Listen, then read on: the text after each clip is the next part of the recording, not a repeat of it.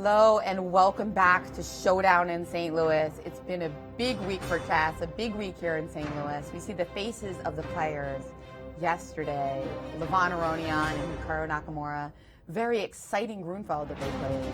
The other big news of yesterday was young Sam Seirawan, just 13 years old, finally gained the rating points, finally, at 13, gained the rating points to achieve the Grand Master title, joining the ranks of Bobby Fischer, Hikaru Nakamura, and most recently beating Ray Robson's record.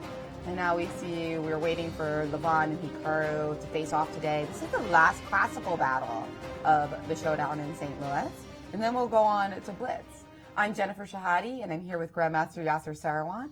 We've been with you for the whole week, and we're pretty excited about this final classical game. Each game has gone to the wire. Yeah, it's been a tense-filled match. 2 decisive games out of the 3 played. And today, Levon Aronian with white. He'll be looking to try to take an edge as he goes into the blitz. That's right. And let's take a look at the score so far. Now we have 6 versus 6. That's not because they played 6 games, but rather there are 4 points up for grabs in each classical game. So it's tied up right now.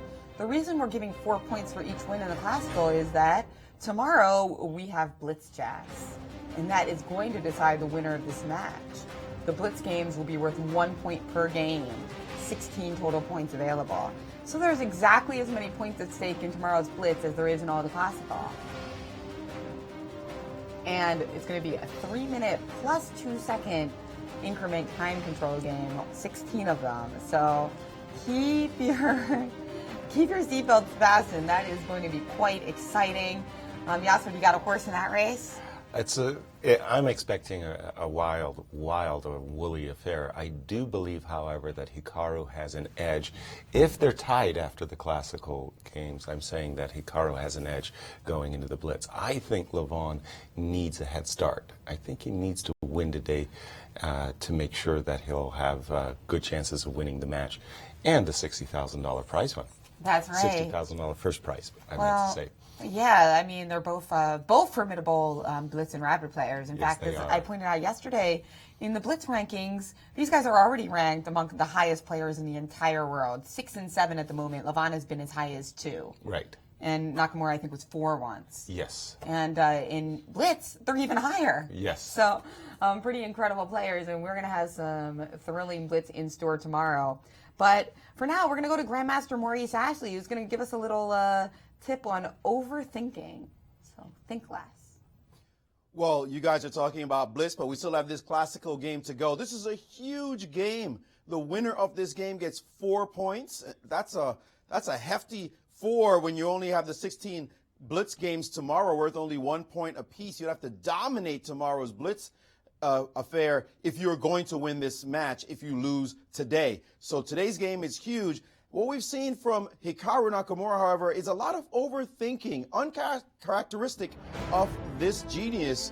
Yesterday, at one stage in the game, we saw him completely uncomfortable, thinking, rethinking, scratching his head, moving the pieces away from him as though he was not having enough space to breathe. He was really deep in thought, and then he missed some opportunities himself.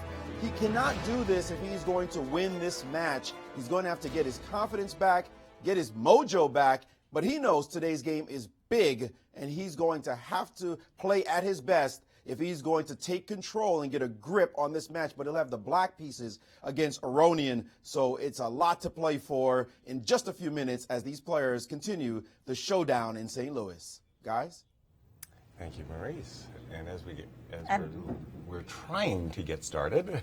And on the other side, we've got the Grandmaster and International Master Invitationals. We see we've had some historic events in this tournament with Sam Seirawan earning the points for his Grandmaster title.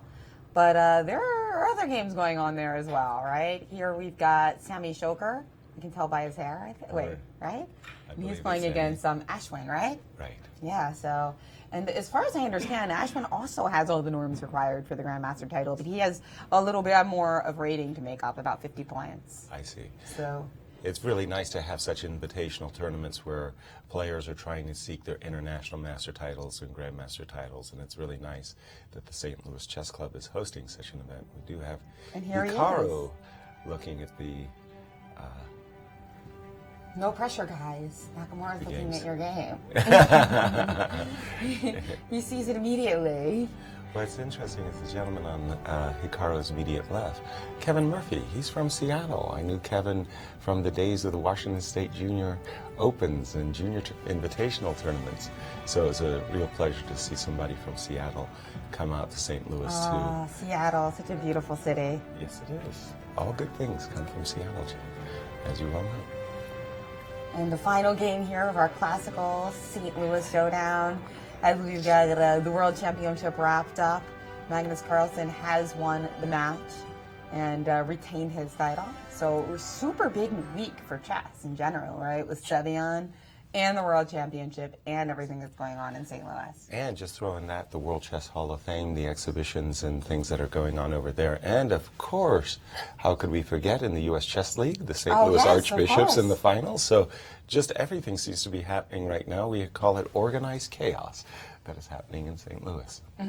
That's right. So, although the stuff in the museum is going to actually be up for quite a while. So, as long as you're in St. Louis for the next 4 or 5 months, you'll have a chance to see either the Living Like Kings show, which Right. closes in April, Okay. and also the Bobby Fischer show. Exactly.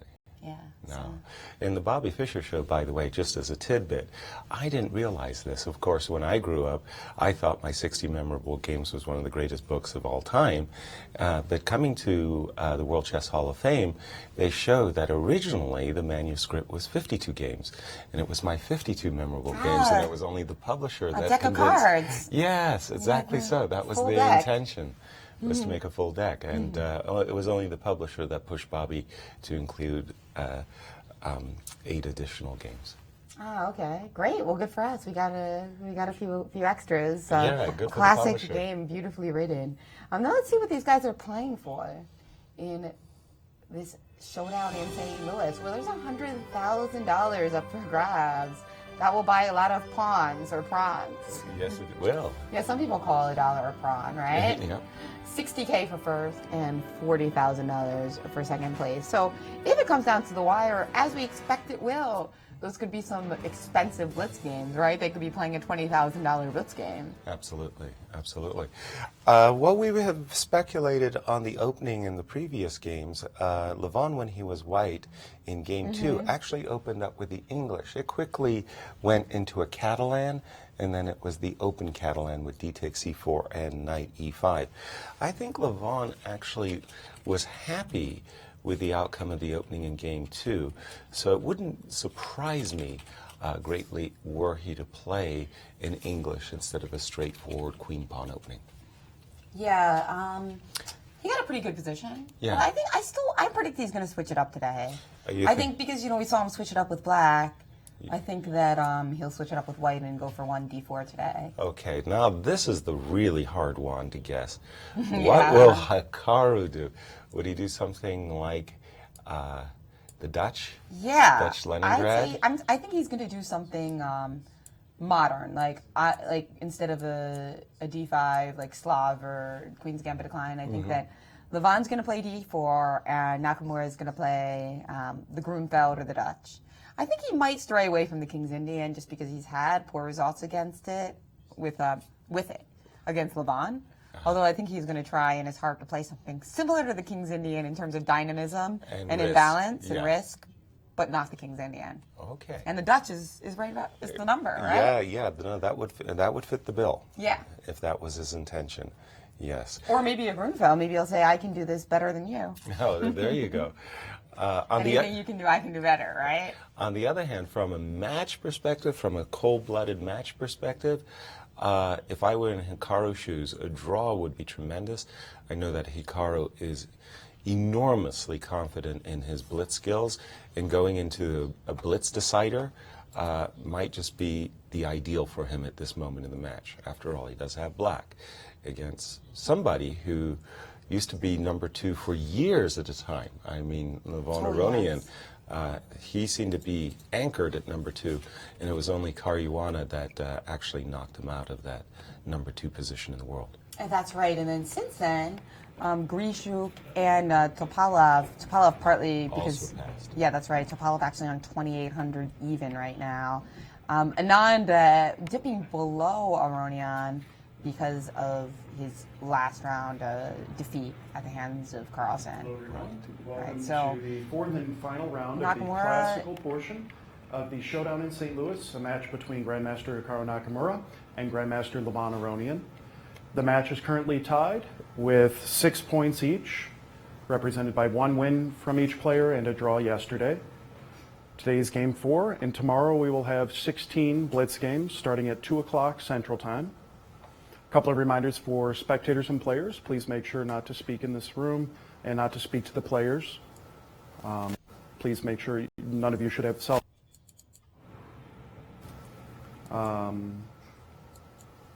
Time control is 40 moves in 90 minutes, with the rest of the game in 30 minutes. And there is an additional 30 seconds increment for move 1. If there are no questions, I have 2 o'clock. I wish both players the very best of luck. You may begin. We're off. And See? I was wrong.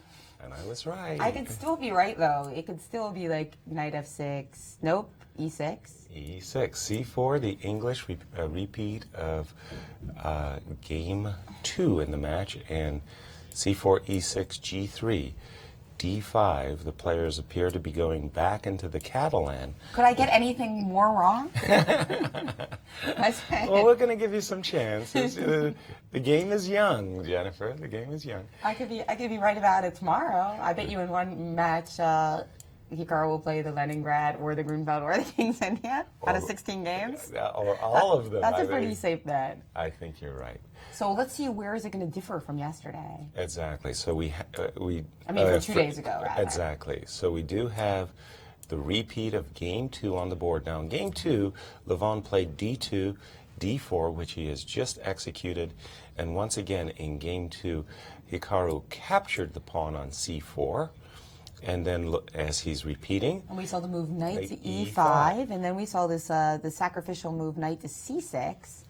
Not really a sacrifice, but kind of an unusual move. But instead of knight E5, Levon played the other major move. Well- So instead he played queen to C2. exactly.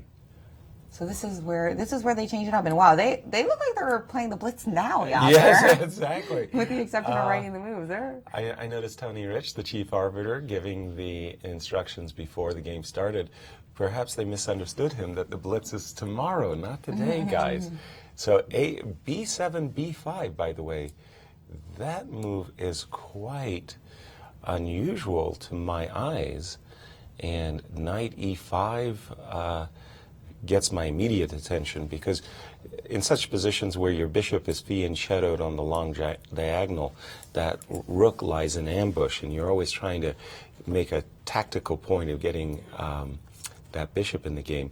But of course he threw out, that is to say, Levon threw out the move A2, A4 in order to be able to capture this pawn on C4. Very quickly came the move B5, B4. And instead of queen takes C4, which would allow black to develop his bishop with a gain of tempo, Levon dropped back with his knight on F3 to D2 in order to capture the pawn with the knight. The rook is hanging. C7, C6 was played. Knight takes C4, and immediately queen takes D4. So we're seeing white sacrifice a pawn as we get started for this crucial game in the classical matchup so far. Yes, Queen and both takes D4. players seem completely well prepared. And Levon has already made a move. In fact, he's played rook to B1. Right, rook D1. Black having just captured this pawn on D4. White is sacrificing a pawn for quick development, bringing his pieces to crucial squares. This rook D1 gaining a tempo against Black's queen. This is going to be fun. It's going to be a fun one. All right, there we go. A gambit by White to start this game, and Hikaru just reached and then withdrew. Let's see, he's probably thinking about two moves, bringing his queen either to the king side with queen g4 or hanging around here on the queen side with queen c5. I don't know the theory too well on this line. We're But it going looks like he's out of theory perhaps now. No, Or I think this out is... you think he's still in his prep? Oh, yeah. I think these guys have looked at this position quite deeply, and I'm expecting another 5-6 moves that they'll have had in their training camp before the match. So we'll probably go to Maurice in a quick while here as we try to figure out what the theoretically prescribed moves are, and we do have a move by Hikaru. Queen c5 has been played. Queen to c5. My first thought, by the way, was I thought he was going to go queen g4 because it seems like the queen is much more vulnerable to a development scheme by white, such as bishop e3 or possibly even knight d2 to b3 at a certain moment. We got some more moves in already. Knight bd2 and bishop a6 by Nakamura. All being played very quickly. I'm really Bishop surprised. a6 now by Hikaru. Right. And yeah, this is really an interesting battle that's shaping up for our final game of classical chess that I think also shows us a lot about grandmaster preparation, right? Because Levon had the crossroads where you could play knight e5 or you could play queen c2. Right. Or And queen so- a4 is also a Right. major move. And so it's interesting to see him choose queen c2 in this game because in the end he didn't get a whole lot with knight e5. He didn't at the end. Hikaru played very, very well indeed to neutralize white's opening advantage. And we do have moves. They're coming fast and furious, my goodness. Bishop a6, putting pressure on the knight on c4. Levon played the move b2, b3, very sensibly bolstering the knight on c4. This knight on b8 gets into the game. Knight b8, d7. White to play. Clearly from his scheme of development, it would appear that bishop b2 will be white's next move. And at a certain moment, white is going to want to win his pawn back, specifically this pawn on c6. But by the time he does that, Hikaru is probably thinking that he'll be able to trade off a lot of pieces and neutralize the position at that point. And are you fond of this opening choice for white? Not especially. When I play the Catalan, and I've played the Catalan a lot in my career, I'd never really allowed this setup by black. I went queen a4 instead of queen c2. But this has been a latest kind of wrinkle, if you will, in modern chess, to sacrifice the pawn on d4 and get a lot of activity, if you will, for it. So knight on b8 to d7, and we have seen the move bishop b2. Again, both players have more time to start, have more time on the clocks than they did when they started the game, Right. thanks to the 30-second increment. Now, Hikaru was a tiny bit taken aback by the Catalan in game one because he did spend a lot of time in the opening moves. Right. And we did like Levon's opening. It's just that Nakamura made some nice, accurate moves, and I remember Levon said that when he played, Hikaru played this move queen b4, and then Levon kind of started to slow down and maybe make some inaccuracies, which gave Nakamura some really comfortable equality. Exactly so. So Yeah, but it was still nice for white. yeah, it was. He had a pull. Later, we thought that Hikaru was getting into an endgame that he could have and should have drawn, but an endgame inaccuracy just at the very end is what cost Hikaru the point. And even letting kind of Aronian press by get this bishop versus knight endgame as That's opposed to right. just keeping rooks on the board and making a draw easier. Exactly. But that was really a fascinating endgame, in fact. And it just shows that with this 30-move or 40-move draw rule, positions that previous generations of players might be like, yeah, this is a dead draw. You just never know what's going to happen. I think this match just proved that again and again. Well, Twice. Yeah. Again and again, meaning twice. Yes. Well, I think in the case of these two players in particular, they're such maximalists and they're always pressing, if you will. So their abundant optimism sometimes leads them astray, and they tend to believe that they will win or draw whatever the position requires them. and they just overdo it at times. Well, they both think that. I'm sure they both think that their average score tomorrow is higher than 8. Let's put it that way. Exactly. Kind of like when you ask somebody to rank, when you ask people on the street to rank their looks or their intelligence on a scale from 1 to 10, you end up with a much higher average than 5. There you go. There you go. So let's see what is it that Levon is so pleased about? He's a pawn down. You know me. I love being a pawn ahead. So I'll play Hikaru's position for a moment. I don't like the fact that his rook on A8 vis-a-vis the bishop on G2 could be vulnerable. So let's just play a move like rook C8. I can't believe I'm going to be the first one to say pawn grabber. Yeah. I was waiting for it, and I was like, that's on me. You're like 15 minutes late. Yeah. And let's from White's point of view, develop his rook on A1. Now, I don't like for Hikaru that his queen is potentially vulnerable, so let me do a switch over. Play the move queen H5. Okay, obviously, I'm eyeballing this pawn, not that it's vulnerable in the immediacy, but I'm just vacating the square C5 either for the knight or even for a pawn push, C6, C5, and then I'm saying I'm a pawn up. Now, where will Levon prove not just a compensation, but an advantage? Now let's remind everyone why we can't just grab that pawn on E2, because that's kind of cute. So in case of, for example, a move like H3, perhaps not the best move, to prevent knight G4, and the queen takes H3. Yum, pawn grubbing. Yeah. That's what you like. There we go. Oops. That's a nice little trap in the middle of the board. For the queen. So black gets his hand caught in the cookie jar in that one, but I'm thinking queen H5. And again, Levon, looking over his pieces, might not be so satisfied with the current placement of the knight on D2. He might seek a better square for that knight, but I'm not convinced that his pawn sacrifice is going to be that successful. What's your take? You're pleased with Naka here? Yes, I think that he should be. I think he's successfully grabbed the pawn. And White has something to prove here. Now, one of the things I've really noticed about Levon Aronian, he didn't become the world's number 2 place player for years because he has a poor opening repertoire. Quite the contrary. He analyzes openings very, very deeply. So there was something about this particular position that attracted him. It might be just as simple as knight F3 and saying to black, well, your scheme of development isn't as harmonious as mine.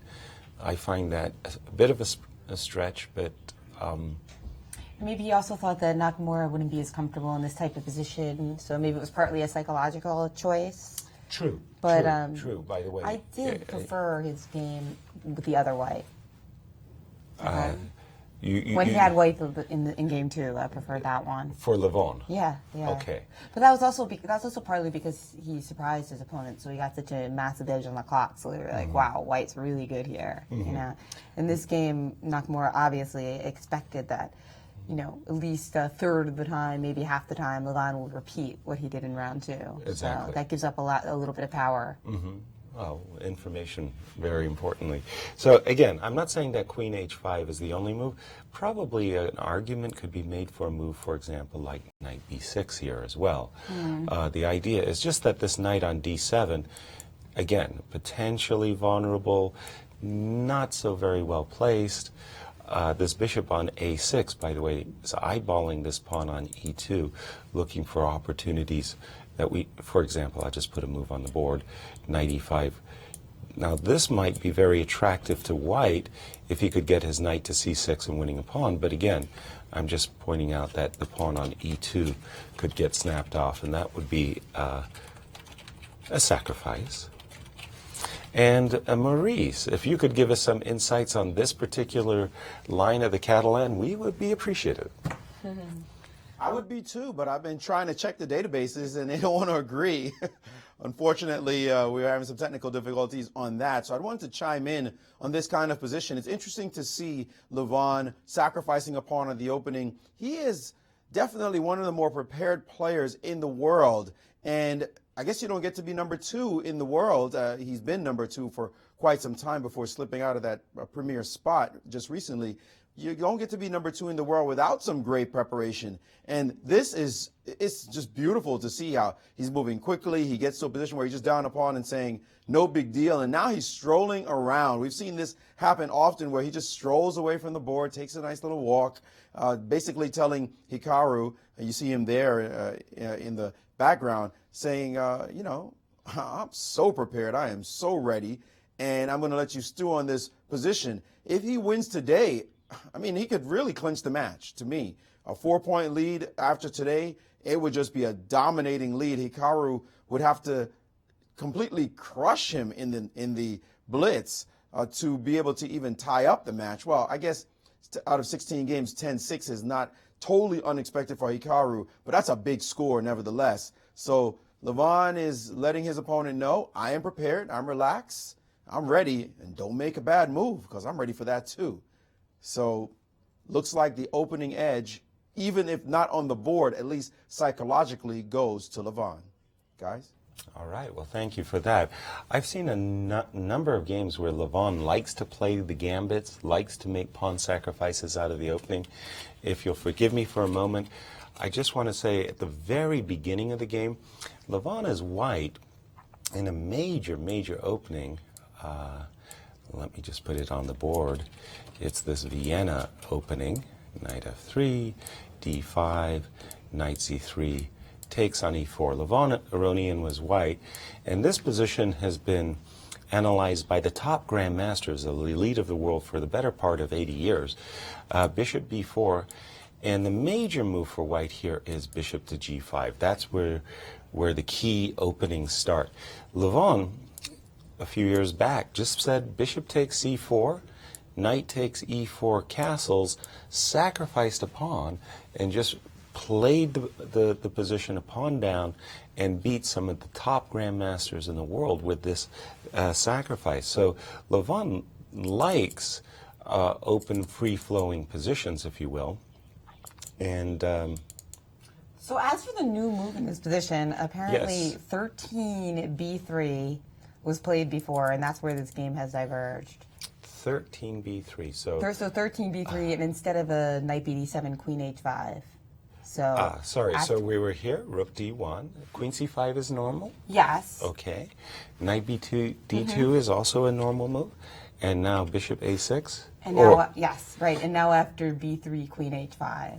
b3. Up to this moment, everybody has played this position, and instead of this move, knight b8 to d7, queen h5 has been seen before.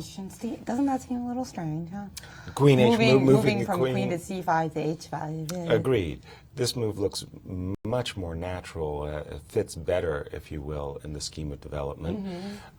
Bishop b2 and rook a8, d8. I, just a moment ago, was suggesting getting that rook off of this diagonal with rook c8, also bolstering the pawn on c6. Instead, Hikaru opted for rook d8 with, no doubt, the idea that in case in case white does end up capturing the pawn on c6, his rook will be on the open d file. So, fair enough. And now Levon Aronian to play. All right, well, as these players do, let's take a look at the dramatic events of yesterday. We saw that Magnus Carlsen retained his World Championship title, and we asked both of these competitors what they thought about it. And apparently Magnus caught wind of what Nakamura said. Oh, really? Okay. So journalist Tarjei Svensson, who has a lot of great tweets. He was very well tuned to the Sinkfield Cup. He asked Carlsen about Nakamura saying that his play was bad, and Carlsen responded, "I trust my own judgment more than his." I like it. Now, I didn't even remember Nakamura saying it was very bad, but let's take a look and refresh what Nakamura said about the World Championship match. The win by Magnus to maintain his title.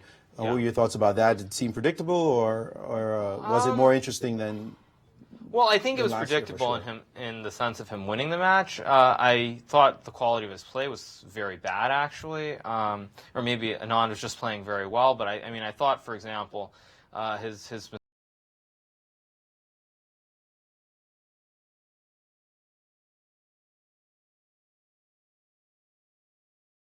I mean, he did what he did. He got out of the tough spots, but I guess I would have said that I thought his play was much more inspiring last time around. All right. Well, Ka-ching. well, he doesn't like to mince words. No. Even Levon put it much differently. Levon said that in the World Championship he doesn't even expect very high quality because he thinks that the players are over prepared. Although I don't know, I kind of feel like that, to me, that doesn't make sense because if they're the best chess players in the world, you would think that they would be able to balance that, you know, being fresh. Like you usually see people taking time off and all that. Right. So I was a little bit surprised. I ended up having dinner last night with Levon and a group of persons, and Levon elaborated a little bit on his words. What he meant more specifically is in the recent World Championship matches, like from Anand Gelfand and the two Anand matches with Magnus Carlsen, that he felt that in 12 games, the players could really, really prepare themselves very, very deeply, and then also combined with the high tensions of the match. So you get behind in the match Sure. and it's over kind of thing, that the players are playing far more cautiously than they would in, say, a Got it. Sinfield Okay, no, Cup. that does make sense. So yeah, he was that trying has to something to do elaborate with the, a little bit more. Has more to do with the structure than them having like a bad approach or something to the match. Exactly. Now, we did have another really interesting Magnus tweet that I spied and particularly caught my eye. You know, that we've got a Black Friday coming up. So let's take a quick look at some holiday inspiration here. So, yes, I want that. This for the ugly Christmas sweater parties, right? Yeah. That's a thing. So this is Norwegian News has a system for readers to make Magnus Carlsen themed Christmas chest sweaters. So you will definitely be the star of your holiday party, no doubt. Now, speaking of chess-related shopping, before I came here, I made my usual trip to the Q Boutique, which is part of the World Chess Hall of Fame, and I picked up some stuff. Some hats, some gloves, you know, just keeping warm. Nice. I love their stuff. I'm always their best customer. And these earrings came from there as well. Pretty. I just wanted to correct myself while we were listening to the comments of the players. A moment ago, I had championed the move Rook A-C8. I may want to take that back because there is a line here where Knight E4. That is a nice, surprising move, kicking the queen. And in case of a trade, this pawn on H7 is hanging, this knight on D7 is hanging. And in case the knight moves, there's this nice little move, Bishop D4, which I think is going to end up giving white a nice edge. So that's why the move Rook on A to D8 was certainly more precise than the move I had offered earlier. I'm warming up to this move Rook A D8, in other words. Again, I like this move Rook on A to C1 by Levon. Just, again, reinforcing the knight, putting the rook on the half-open C-file within the idea of winning this pawn on C6 in the very near future. But what else could Levon be considering? Well, he may again be looking at this move Knight E4. And again, in case we do see this trade, there is this pawn hanging on H7, and there is this idea of Bishop D4, potentially going after this pawn on A7. So two good candidate moves for Levon to choose from. And again, I do believe that he's had this position on the board. As Levon also revealed yesterday, sometimes the players have a hard time remembering their own preparation because they're looking at so many lines that sometimes they get a little bit confused, as Levon did in game 2 when he saw the move Queen B4. He had looked at it before and he was dissatisfied with what he remembered. Yeah, I mean, it's funny because you would think that memory is a key characteristic of a top grandmaster, but And it is. not all of them have great memories. I mean, there's a lot of people who aren't as strong who have better memories. So it's important to chess success, but it's not essential. Like, you can get away without having it by training, by doing other things. I think that it's not like one-to-one, that like the top grandmaster has the best memory of all the grandmasters.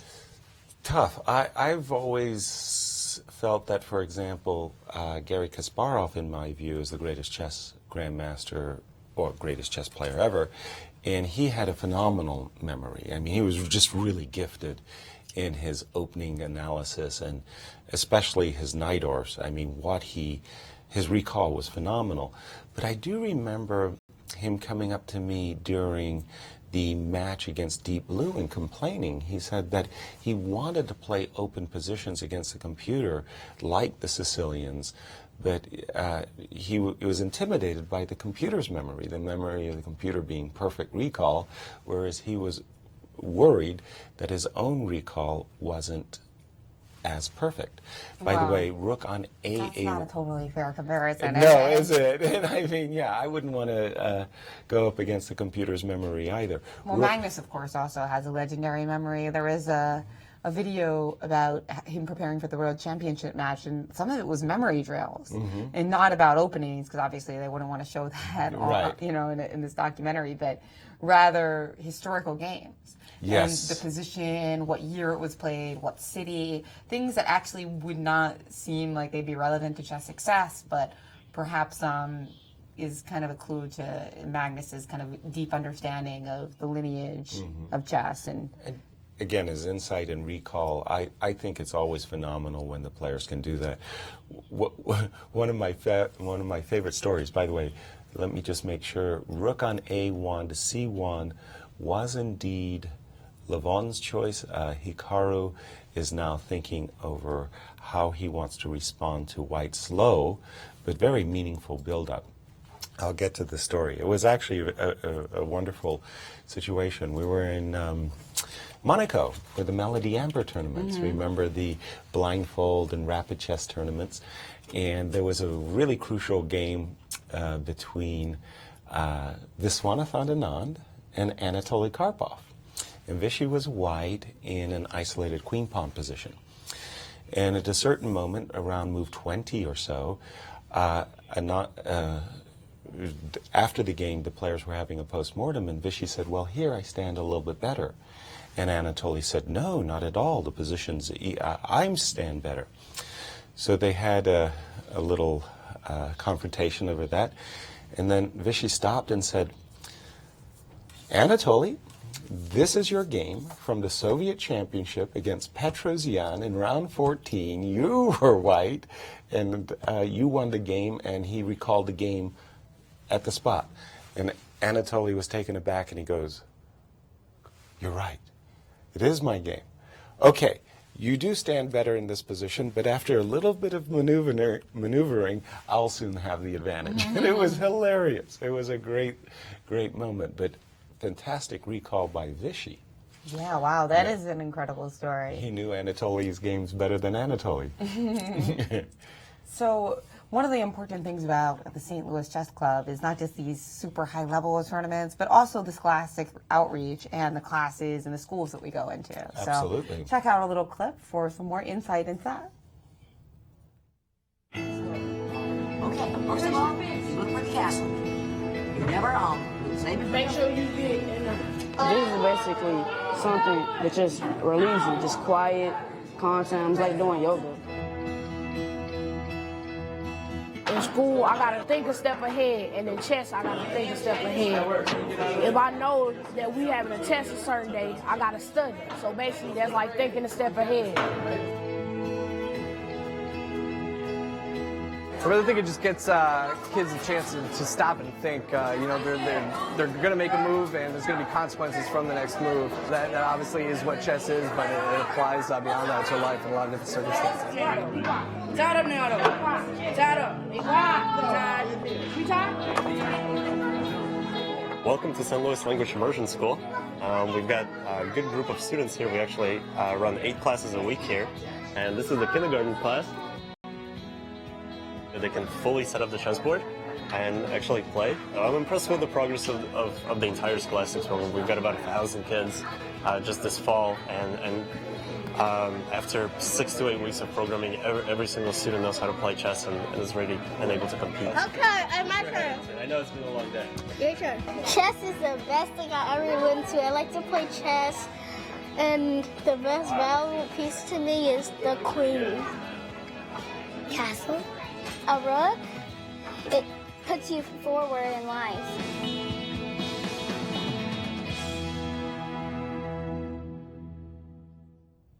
What a great clip. Yeah. I know, they're so endearing.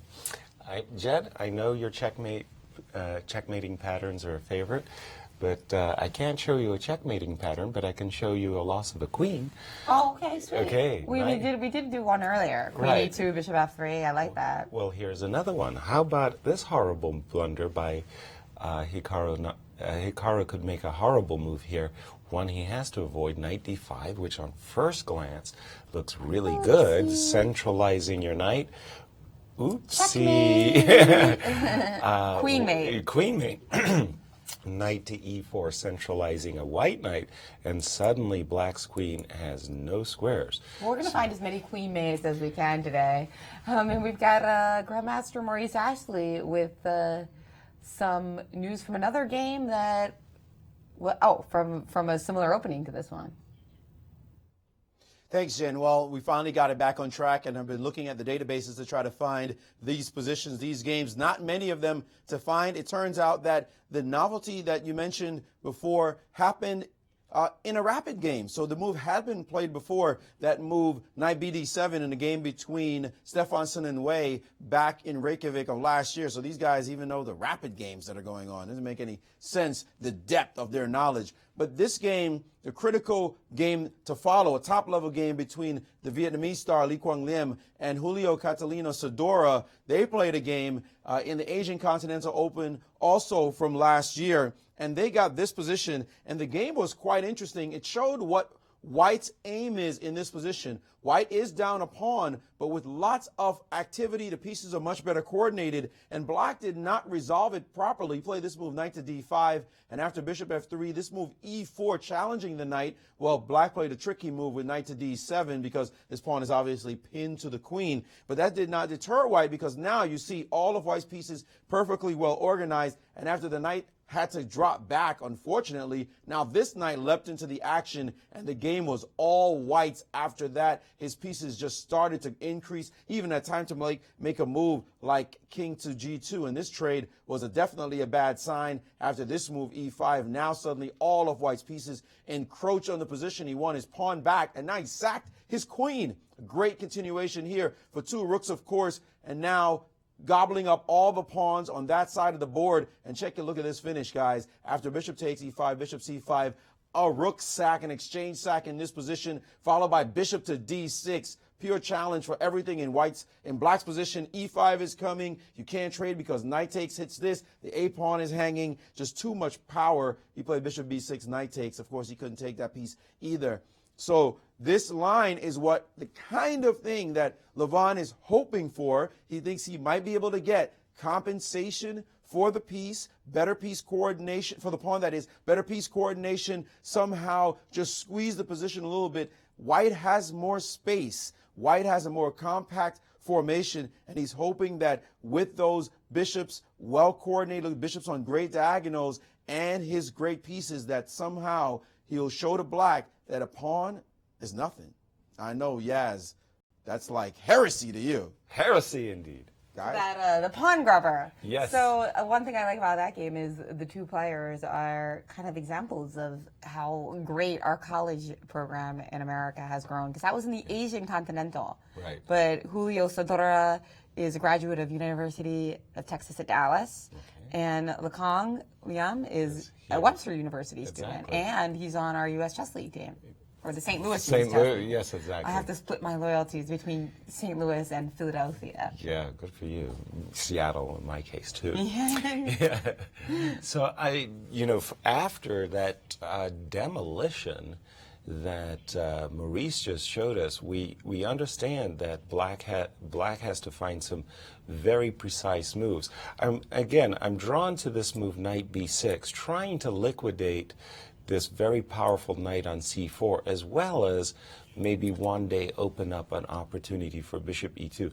So this move knight b6 looks quite compelling, but there's two answers that Hikaru is doubtlessly working on. The first is, what about bishop takes f6, very forcing capture. If you recapture with the bishop so as not to double your pawns, then this knight on d2 can leap into the action with knight d2 to e4, attacking the queen, attacking the bishop, maybe forcing this queen to drop either backwards with queen e7 or to come over to the king side, with queen h5, allowing these pawns to be doubled. In either case, if you drop back, I'm just thinking that knight to a5, a similar idea as was played by Liam. White is prepared to play knight takes c6, winning back his pawn and getting quite a serious initiative, in my view, in that exact position. So so in case of knight b6, bishop takes f6 is on White's agenda. Another, just like, you might describe it as a soft move, but it actually has a lot of poison to it, is simply e2, e3. All right, because you're looking to drop the bishop in on d4, attacking the queen. The knight on c4 is in a pin, so you don't have some really, whoa, did I do something wrong? Knight takes e3. No, it's not, because e7 is hanging. So this would force black's queen to run away, and knight takes c4. And again, we talk about harmonious position. And finally, Hikaru, by the way, did play the move knight b6. I didn't see really a better move than that, knight b6. So knight b6 is on the board now. Knight b6 is on the board, and now we've been looking at, again, two very attractive options for Levon. We always look at the most forcing moves first, and the most forcing moves in chess are check and captures. Those are the two most forcing moves. In that order. And throwing checkmate threat. At the end, yes. That's an important one, too. That's an like important forcing h5, move. queen b7 in the World Championship. Yes. You throw in checkmating threats. Those forcing moves are the ones that grandmasters look at first. So bishop takes f6 capture is the most forcing. I responded bishop takes f6. Jen, I like structure, as you know, so that was why I recaptured with the bishop, and then this move knight e4, forking queen and bishop, opening up the rook, opening up the d file, and forcing the queen on c5 to find a square. Mm-hmm. I chose e7 as well as f5. I chose e7 as well as h5. Do you have a particular choice? You tried e7 and h5, right. And f5. F5 just Gives encourages some me. extra options here with knight d6, right? Encourages me to, and look at this. Very quickly, bishop takes f6 was played by Levon. He says, I've got a forcing way of gaining an edge. So Levon very quickly has given up his dark squared bishop with the move bishop takes f6. This is a position we have on the board. We've been looking at a recapture with the bishop, with bishop f6, knight e4, and again, sorry, Jen, I interrupted you. Do you have let's try queen e7. Queen e7, that was the first move that we looked at. And then knight a5, yeah. And I stopped. I really did. I came to a full stop here, and I said, boy, I'm not so sure I like... Because if we just give up that pawn back, how, though? Well, not only are we losing this pawn on c6, we're going to lose control of the d file. And then if that knight does get to c6, well, it's ideal, right? It attacks the pawn on a7, it attacks the pawn on b4, and suddenly it could be white a pawn ahead instead of a pawn behind. Right. Right. Yeah, this does look pretty bad. So queen e7. So instead, let's look at queen h5 again. But the thing is, that if we're going to go queen h5 in a spot like this, why not just take with the pawn immediately, because your whole structure thing is moot? You mean at the very start? Yes. Yeah, like if we can't hold on to our structure, why not just play g takes f6 and at least maintain the two bishops? Fair enough. Let's take a look at that, because what we've been seeing so far has not been very attractive. Well, out we come with a very straightforward idea of knight e4 attacking the queen. And so already we see a small difference that makes it not as bad, that if we play queen f5 in this position, knight d6 might not be as strong, because at least we have one bishop to take it, although I don't know if we really even want to do that. I was thinking that You're we just gonna play knight e3? knight e3 anyway, just to just to kind of kick the queen around. Although in this case you may want, no, you don't want to stay centralized. You'll be those pesky knights, you know. Queen e5 might end up getting your queen trapped again. Check this out. Another, well, here we may have a combination of a queen trap and a checkmating pattern. And yeah, lots of forks here. This is pretty Lots cute. of fork. Queen f5, well, that's one fork. Thank you very much. King and queen is lost. Queen h5 is a second fork, of course. Queen h5, I'll take this pawn. And oopsie daisy. And finally, how about this as a checkmating idea? If you drop back with your queen, knight takes f6, bishop takes f6, knight takes, king here, you have to recognize that this might end up in some kind of a rover. I'm not 100% sure about that, by the way. Or just queen h4. So that Or just queen h6 is also. King e7. Yeah. Queen. So something like this could actually be very, very powerful for white. It does look pretty good. Bishop e4 check, f5. And I want to play rook takes d8. And rook takes c6. Exactly. Let me just put that on the board to demonstrate the kind of firepower that white is looking at here. These attacks, and Levon is Although in that line you would take with the queen instead of the rook. But certainly so. Taking with the queen is a nice tempo, and that's not exactly well played by myself in this case. But I think we missed something there. No, I feel like there was probably something, maybe even some bishop f5 move at the right moment. But such as the types of challenges that Hikaru is facing quite early in this game. I like what I'm seeing for white. Maurice, do you agree? Well, I got to tell you, when you sack a pawn for compensation, you got my vote. I'm a fan. That's how I play chess. That's how I love to see games progress. And in this case, a very important exchange on f6. Bishop takes knight. I call it the most important exchange in all of chess. The simple trade of these two dissimilar pieces has great strategic import and tactical import on every single chess game. It's the way grandmasters at the highest level beat each other, by just one little exploitation of this type of trade. Bishop takes knight. What does it do? Well, white is giving away his dark square bishop. Basically, he's saying, here, I'm gifting you, as you like to say, Yaz, the dark squares. It's all yours, but I'm going to dominate the light squares, because you're going to have a dark square bishop that can never protect the light squares anymore.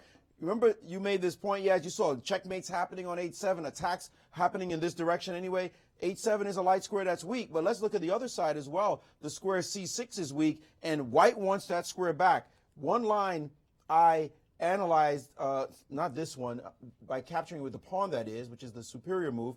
Knight e4, queen f5. The computer wants to just get its pawn back right away. So let me just get this pawn. And after this trade, bishop takes on e2, and now rook to d2, eyeballing this bishop and looking for this pawn on b6. If it can win it, then this a pawn will be passed, and look at the touchdown square. It is the a8 square with this bishop on the light square guarding that key square.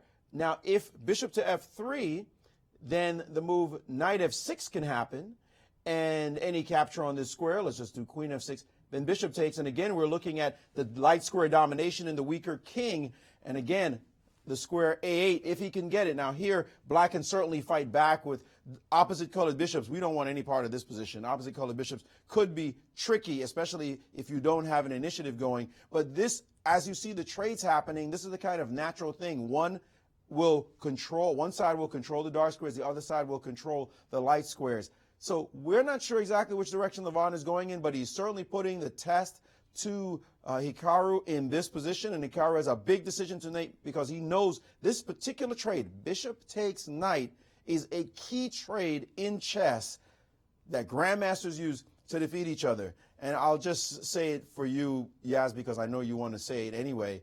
I used the touchdown reference. Congratulations, your Cowboys beat my Giants. I won't say what I said about you off air, but football is on the mind. Yeah, I know. Back to you guys. Oh no, I hope we got a screenshot of that. America's team, what can I say? G-Tex F6, the computer thinks, Jen, and you came to that conclusion as well, was a superior capture. By interesting coincidence, what Maurice was saying about the bishop-knight trade, I was reading Mark Dostoevsky's most recent book about his professional career for Friends and Colleagues, is the title of the book, and he was explaining that in the book, his favorite advantage. Are you ready for this? I thought this was very insightful by Mark. His favorite advantage was good knight, versus bad bishop. Fascinating. Is it a great book? Do you like the book? I'm enjoying it so far. I'm just early in this. Good knight versus bad bishop is his favorite advantage. He loves playing against the good knight that dominates a bad bishop. So he probably likes kind of closed positions. Well, not only that his opponent, is kind of rather helpless. He can't fight back. Very it's a static risk-free, a long-term advantage, strategic advantage. I believe Dostoevsky wrote about having a poor memory in one of his books. Yes, he did. And I think that maybe that's why he decided to become this copious trainer who has files and files of positions that are saved, so he doesn't have to, have them memorized and plop them down. Right. You can't use your notes in the game. Although, but you can do it as a trainer. But memory can be trained. I'm pretty sure there's a mainstream book out about a guy who decided to try to train himself. I'll find out the title later. Maybe one of our listeners can hashtag St. Louis Showdown. But there is a book about a guy who decided he wanted to just be, participate in one of these memory competitions, and he was training for it and got quite good. Really? So he's self-taught how to retain and comprehend information. Interesting. Probably it's a book I should read, actually. So, and we have a special guest today. Kostya Kavutsky, who is playing in the I Am Norm Invitational tournament. He actually just earned his first norm over at the Spice Cup, and that was Susan Polgar and Paul Charang's program over at Webster University. Big event, and he wrote an article for U.S. Chess about this experience, and says that the first norm is always the hardest. He's been told that again and again. And it was nice to finally get it in St. Louis, where he used to go to Lindenwood. Now he's back in Los Angeles. I see. And he's with Grandmaster Maurice. Actually, one of the things about the article is that he talks a lot about overthinking and over-preparation in the article. So really? you might have some thoughts on that as well. Our theme of the day. That's right. Thanks, Jen. We're with Konstantin, I believe it is, Kavutsky. Am I saying that right? Sure. People call me Kostya. Kostya, okay. We'll call you that too. Welcome to the show. Thank you. So right now you are playing in the I Am Norm tournament, and you're a point and a half away from the norm. Right. I have 5 out of 7. I need 6.5 to make it. How are you feeling? Oh, I feel great. Someone once told me just be thankful for the opportunity to play this tense last 2 rounds, and so if I make it, great. If not, then it was a good experience, I guess. Great attitude. We did make mention of this article you wrote recently about overthinking. What are your thoughts there? So for the last few years, I had really inconsistent results. And I noticed that in all these games that I was losing, I would make some weird moves at the critical point, or just moves that just didn't make sense after the game. And I realized that after all these moves, I spent 15 minutes, 20 minutes trying to dig really deep into the position, because I thought that's what you should do. But then I realized you just sort of confuse yourself when you think too much, and a lot of times it's better just to make the natural, easy move. So that's what chess is, just natural, easy moves? Mostly, yeah, just don't make mistakes. And that's a great secret, guys. Why not know that a long time ago? So we've seen some great chess here in this event itself. What do you think about playing chess just here in St. Louis? Oh, I love playing at the club because it's super nice and quiet, and they provide snacks, and it's just awesome. You can walk around, look at all the pictures of all the great players. So it's probably my favorite place to play ever. Oh, they're going to love you for that. Great answer. What about Nakamura and Aronian? What are your thoughts about who is the favorite to win this match? I don't know much about today's game, but if it's drawn, I would assume Nakamura has an edge in the blitz, just because of his reputation. I think they're both really great players. They're two of my favorites, so I'm just happy that I can watch them play while I'm playing my game. Did you mention that Aronian taught at a chess camp that you worked at recently? What was that like? Right, so I work for Metro Chess. We're based in Los Angeles, and we've run a summer camp for the last 2 years. He was the guest instructor at this year's camp, and he was great. Is he a good teacher? Oh yeah, he showed. I didn't get to see all of his lectures because I was organizing, but he showed a lot of his recent games and showed super deep positional ideas, and he even taught the lower levels too. So he showed them like simpler like Alekhine's games and stuff like that to get them going.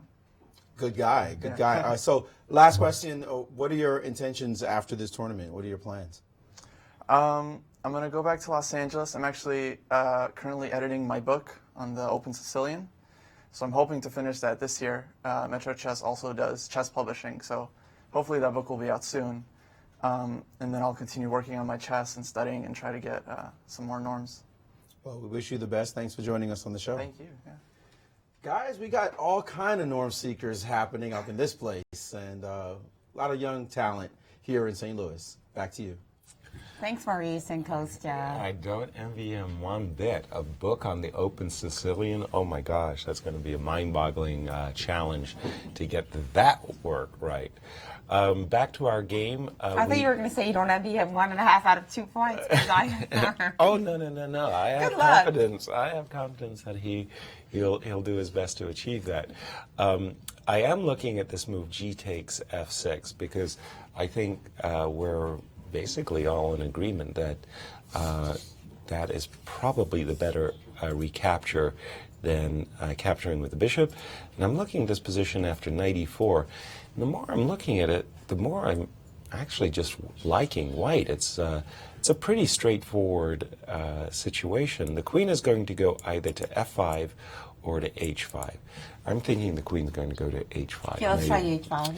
Well, if you go queen h5, that line that Maurice was looking at, where you're just going to take on c6 and take on b6, take on c6, toss in bishop f3 as just a nice tempo winner to both defend the e2 pawn and attack the h5 pawn. If black were to cozy up with queen h3, then this line that Maurice was mentioning, where you just end up grabbing this pawn on c6 and challenging black to defend the pawn on b6, this is not a nice position to have to defend. Maurice mentioning that if you do capture the pawn on b6, your promotion square is the a8 square, a light square. Your bishop on f3 is perfect. And we do have a move, and we do have the g7 takes f6 recapture. No doubts we're going to see knight e4 right away. And again, Hikaru is going to be hard-pressed to, and indeed, knight e4 right away. Very quick. Hikaru 25 minutes behind in this, the last, and he's moved his queen Instantly to h5. In F5. I thought I saw h5. Well, I knew it was going to be one or the other. We just didn't know which one. Probably he chose f5 simply because of that bishop f3 tempo. Now, white has a kind of a pleasant choice. He can drop back with his knight, kicking the queen, or just follow that line that Maurice pointed out, which was knight takes b6, a takes b6, queen takes c6. Now we've regained the pawn, and we're eyeballing this little fella on b6, which would give us a protected past a4 pawn, and it just looks like white's for choice. Let's just continue the line a little bit further. Bishop takes e2. Or were we, pardon me, I think we were doing it with rook takes d1. I think we were interpolating. Say it again? Interpolating. Thank you so much.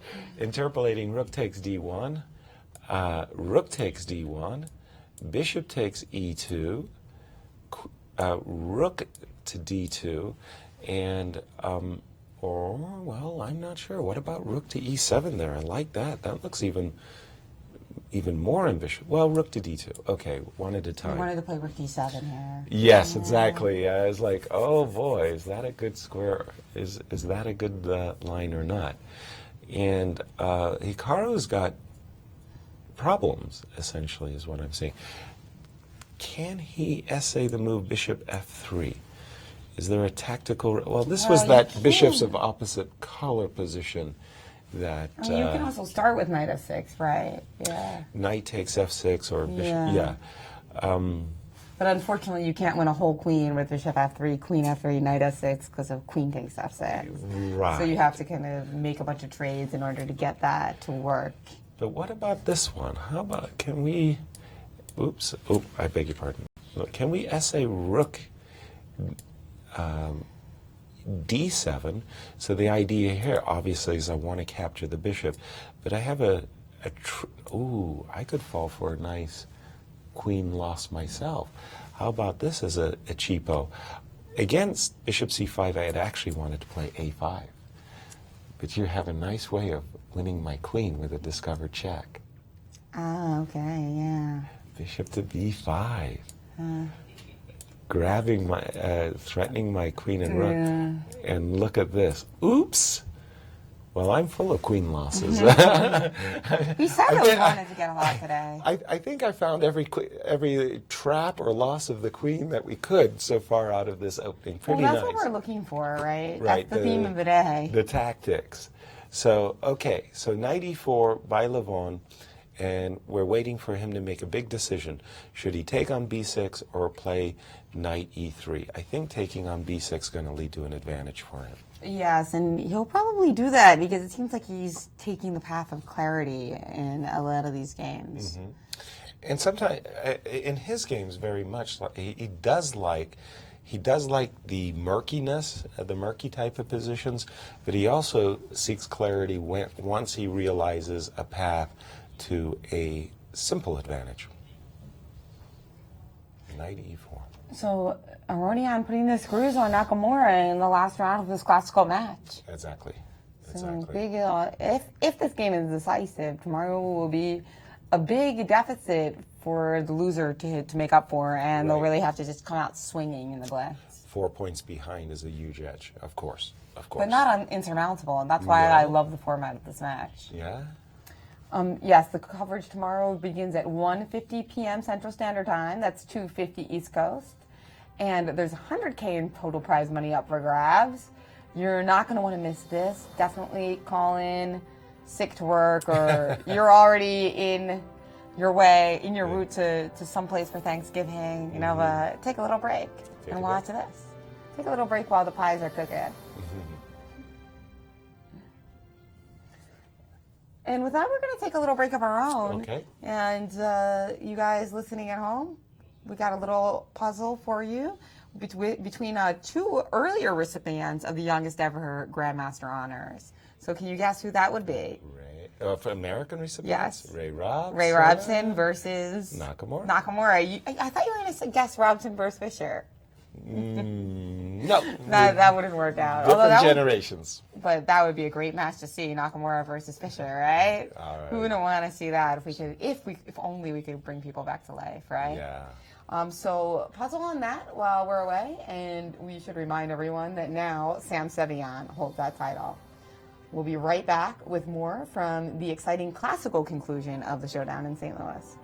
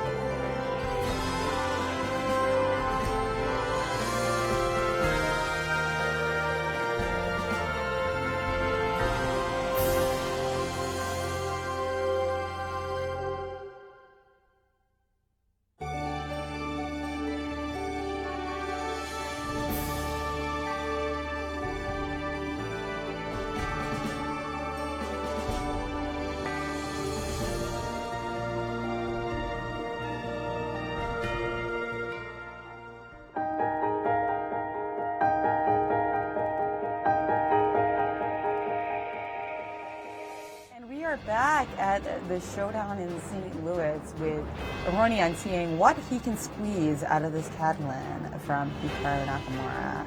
Meanwhile, how many of you solved the puzzle between two of the youngest American grandmasters in history, Hikaru Nakamura and Ray Robson, Webster student whose record was just ousted by the 13-year-old Sam Seirawan, who celebrates his 14th birthday on December 26th, the day after Christmas. And a lot to celebrate he will have. Yes, indeed. He certainly will. And here's Maurice with the answer. Well, Santa came early for Sam, getting his GM title in really scintillating style. You guys have to go over the games that he played in this tournament. Really powerful chess. Now, in this puzzle, another example of powerful chess was shown by Hikaru Nakamura himself, who also held the record, beating Bobby Fischer's record at one point in time. And in this position against the other record holder who beat Hikaru's record, man, there's a lot of record holders in here. Ray Robson, who came in second place, I might add, at the Millionaire Chess Open and took home a cool $50K. Not a bad week's work.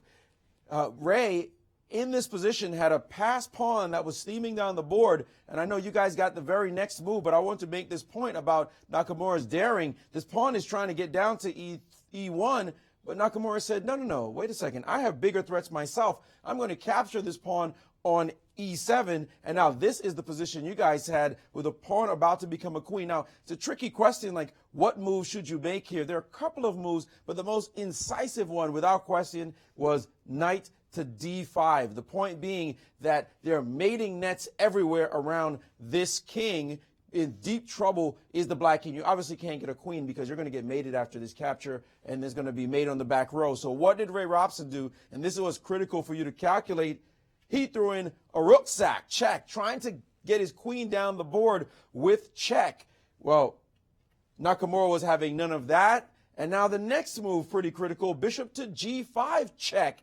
Now the point being, your king either has to take the rook and go to the mercy of this check or walk onto the e-file. Well, that's exactly what Nakamura did. He played king to e5, allowing the queen to appear on the board. Black is up a queen at the moment, a queen for a pawn. If I'm counting, it actually is a queen. Well, the material is weird because of the bishop exchange, but at any rate, here's a queen with check. Be terrified. Not Nakamura, his king now hiding in the position on the d6 square, and there is no real check on the board to look at. Nothing that makes any sense. Anyway, the one Ray tried was bishop to f4 check, and Nakamura said, I'll gladly take that if you don't mind. And now any check is going to be by the queen will be answered by knight to d5, doing that beautiful block. We've seen this construction many times. A knight beautifully defends a king. It's so efficient to do. Just put a knight in front of a king, and the queen has trouble checking it. Here, he played the move rook to d3 check, and after captures, he tried this check, but here came that trusty knight again. That knight is my favorite piece, and it's showing what it's doing in this position. There are actually no more checks left on the board. Queen d3 will be the only one, and it's back to these two rooks waiting with the hammer to drop on Black's king, so Ray resigned. A truly scintillating combination by Nakamura, but, you know, we're used to that from him. Except in this match, where it's not so easy to pull these things off against a guy like Levon Aronian, and you see him there deep in thought trying to figure out what his next move should be. Guys? That's right. Nakamura is the type who can find a dazzling combination in a blitz game, which perhaps we'll see tomorrow. Yeah. When we see those 16 blitz games worth 1 point each, classical games worth 4 points each, and that's going to determine the match here at the Showdown in St. Louis. And who takes first place and who will be king? Well, in the game, when we have left it, Levon Aronian was trying to squeeze something. We had two major moves that he had to choose, either knight to e3 or knight takes b6. He chose the latter. Knight takes b6, a takes b6, and now this queen came down, recovering the pawn that he had gambited earlier in the game. Queen takes c6, eyeballing this b pawn, hoping that that will release the a4 pawn to go steaming up the board. And Hikaru, after some consideration, has entered our main line. We were looking at rook takes d1, and while we were on break, this was the exact variation that Maurice and I had both looked at. Rook takes b1, and we had anticipated bishop takes e2. We went for a crazy line where white was able to promote his pawn, but still ended up in a position that was a draw. But that wasn't what Hikaru did. No, He didn't play bishop e2. He's played rook to c8, activating his rook. But has he is this a miscue? Because we thought bishop e2 was box or a forced move. Well, nothing better than grabbing the pawn. Queen takes b6. What does Hikaru have in mind? Okay, so I see. So we can't play queen d7 because of the nifty rook d8. Queen d7 attacking the bishop, and as you point out, and there's a little bit of an embarrassment going on the back row here for white. So that was why we grabbed the pawn instead. Queen takes b6, attacking the bishop, pretty much forcing bishop takes e2, and that a pawn has been released, but for the moment this threats to white's rook. Rook d2, that's a no-no. Right, so this is the difference. And now with his rook active, the rook doesn't have as many squares to go to because it needs to hold on to that back rank, right? Precisely. So instead we'll go rook e1. Exactly, attacking this bishop. And again, from white's point of view, we can get that bishop to retreat.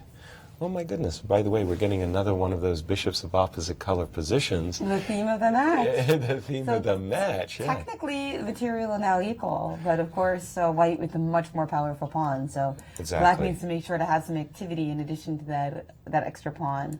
I'm thinking. I mean, not the extra pawn, the pawn on the king side, which isn't really going to be very powerful. Right. I'm thinking rook c2 to activate the rook. I am allowing some back rank checks, against Black's king, but rook c2, activating the rook, protecting the e2 bishop, but also eyeballing this pawn on f2, trying to set up combinational play against that. a5, passed pawns must be pushed and all that stuff. Rook behind the passed pawn. Rook stopping it in its tracks. Now it can't go to a6 anymore because we've got two pieces on that. Precisely so. And this is a highly complex position. I'm thinking that white's king needs to make sure that there's no rook check. I'm thinking, just to make a little luft. But in that case, I would have preferred not to advance my a pawn, but to keep it in this position. If I'm going to make luft, maybe I should start with it right away.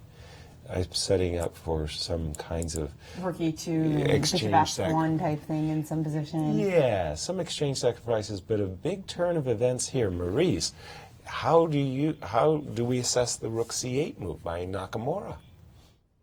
Well, it was certainly unexpected, this rook to c8 move, and it's supposed to still be equal according to the engine, but boy, you've got to see a very pretty line that could ensue from this position. Look at this move. Bishop takes e2 on the board. Bishop takes e2. The move queen to b7, Yas.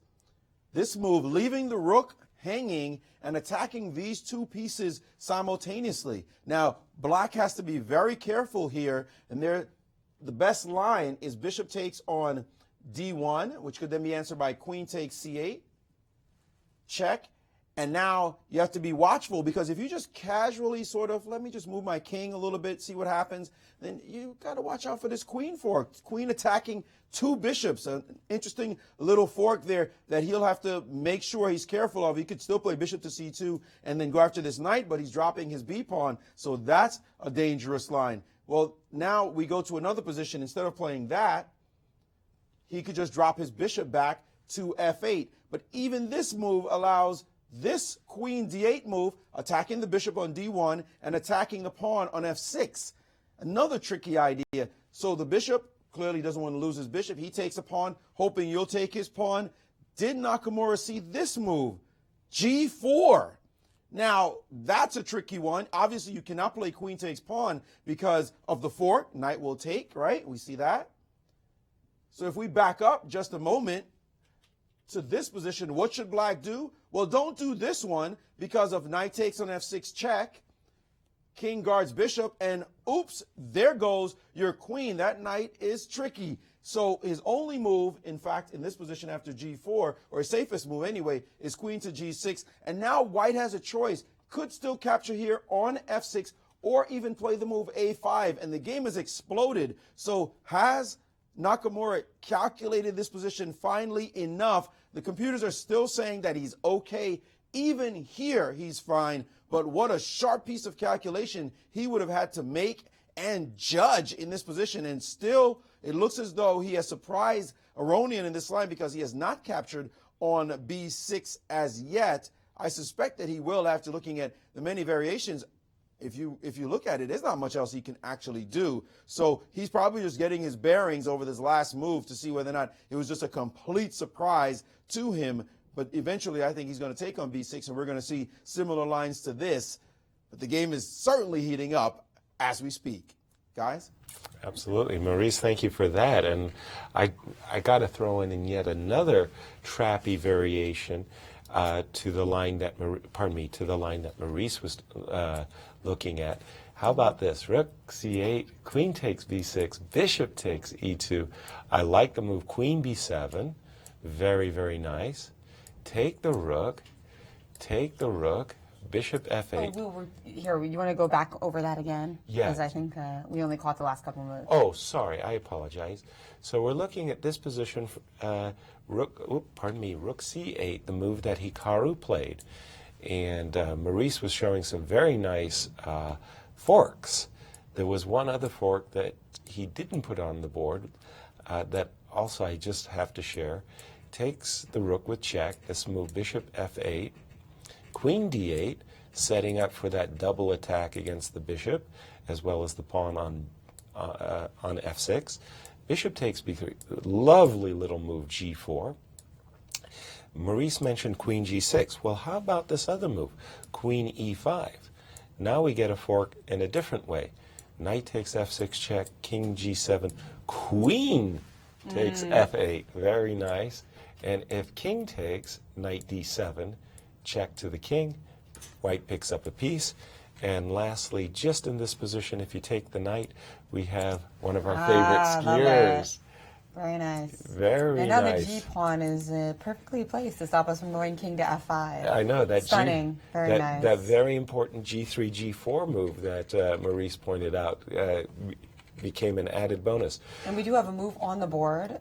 Queen takes b6 has been played, and there's no other move for Nakamura. He's got to take the e2 and he's pawn, taken it, bishop which he takes did. e2. And now the key moment in this critical game.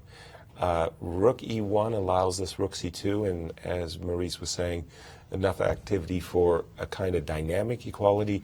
But this very forcing sequence of moves, queen b7, attacking the rook, ignoring the threat to our own rook, while also attacking this bishop on e7. Hikaru is not the player to play rook e8 here, by the way.